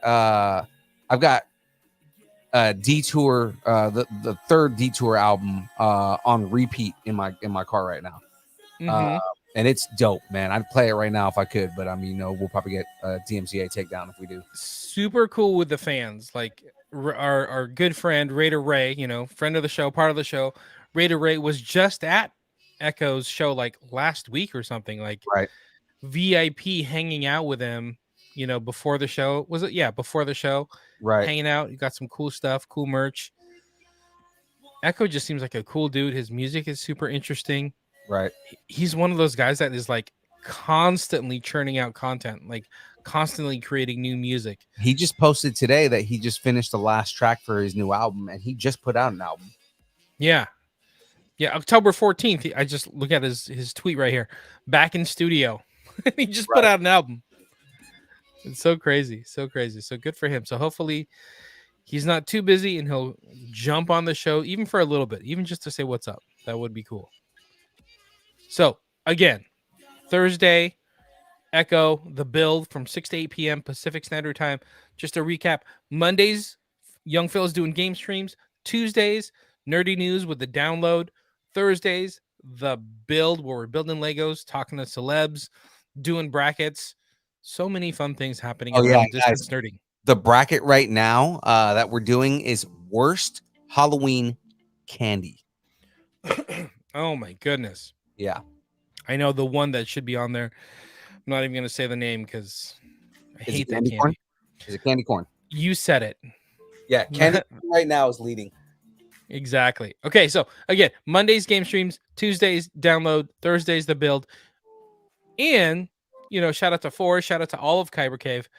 Fridays, Kyber Cave After Dark, right? Yes, sir. Kyber Cave think- After Dark. I think it's 9:00. 8:15, if I believe. That's 8:15. right. And then Sunday they have Saber Rattle. Also, both of those are on YouTube. So make Right. sure to go follow Kyber Cave Productions. Both of those super fun shows. Super fun shows. Sometimes you see young Phil, he's hanging out, but you get to see a ton of friends of ours hanging out, having a good old time, like Ark and Mezzo and Fours and Aubrey and John D. Michaels from Squid Game. I can't do it. I can't do it justice. You guys got to go watch the show to watch. Yeah, Man. just go get to hear Ark's laugh Yeah. and his right. Right. Okay. Where was I? Oh, have something you want to discuss? Tell us what you're nerding out on, and make sure to let us know in the Facebook group, the Distance Nerdington Post, or on Instagram at Distance Nerding.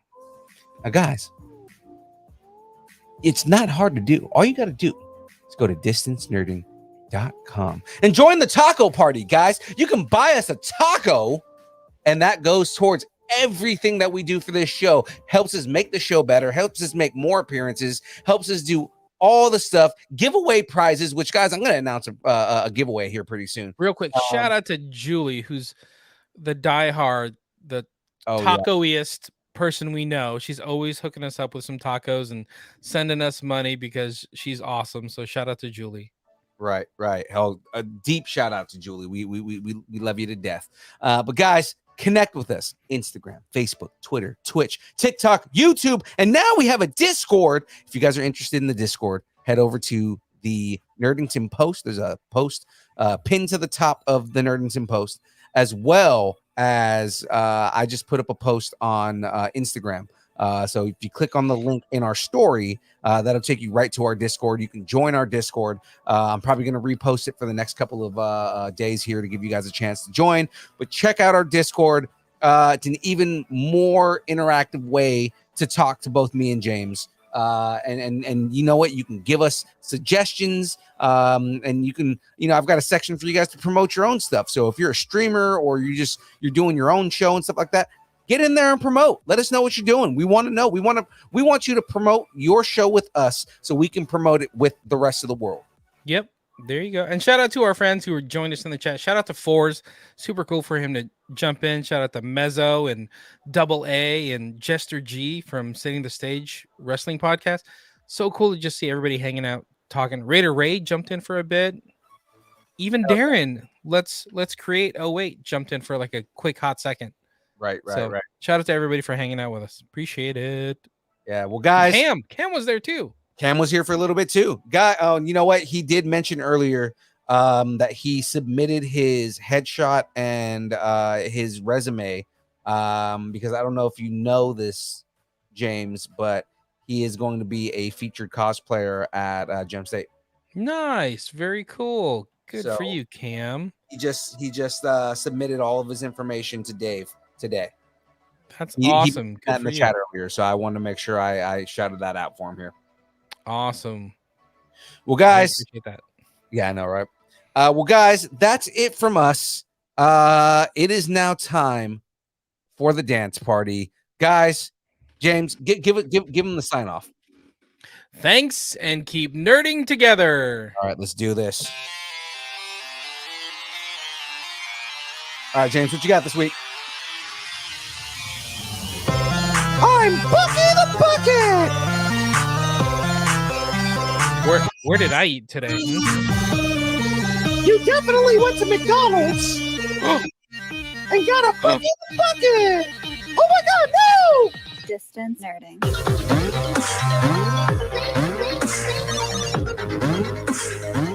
Hey, I got glasses.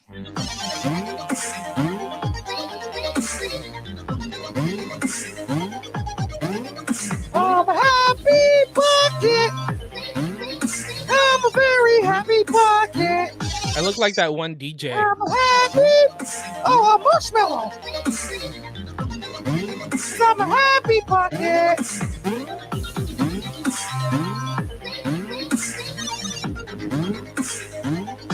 The return of Emmett.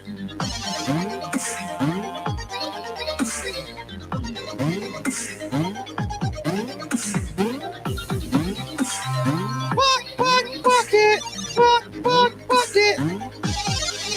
'Cause I'm a happy bucket.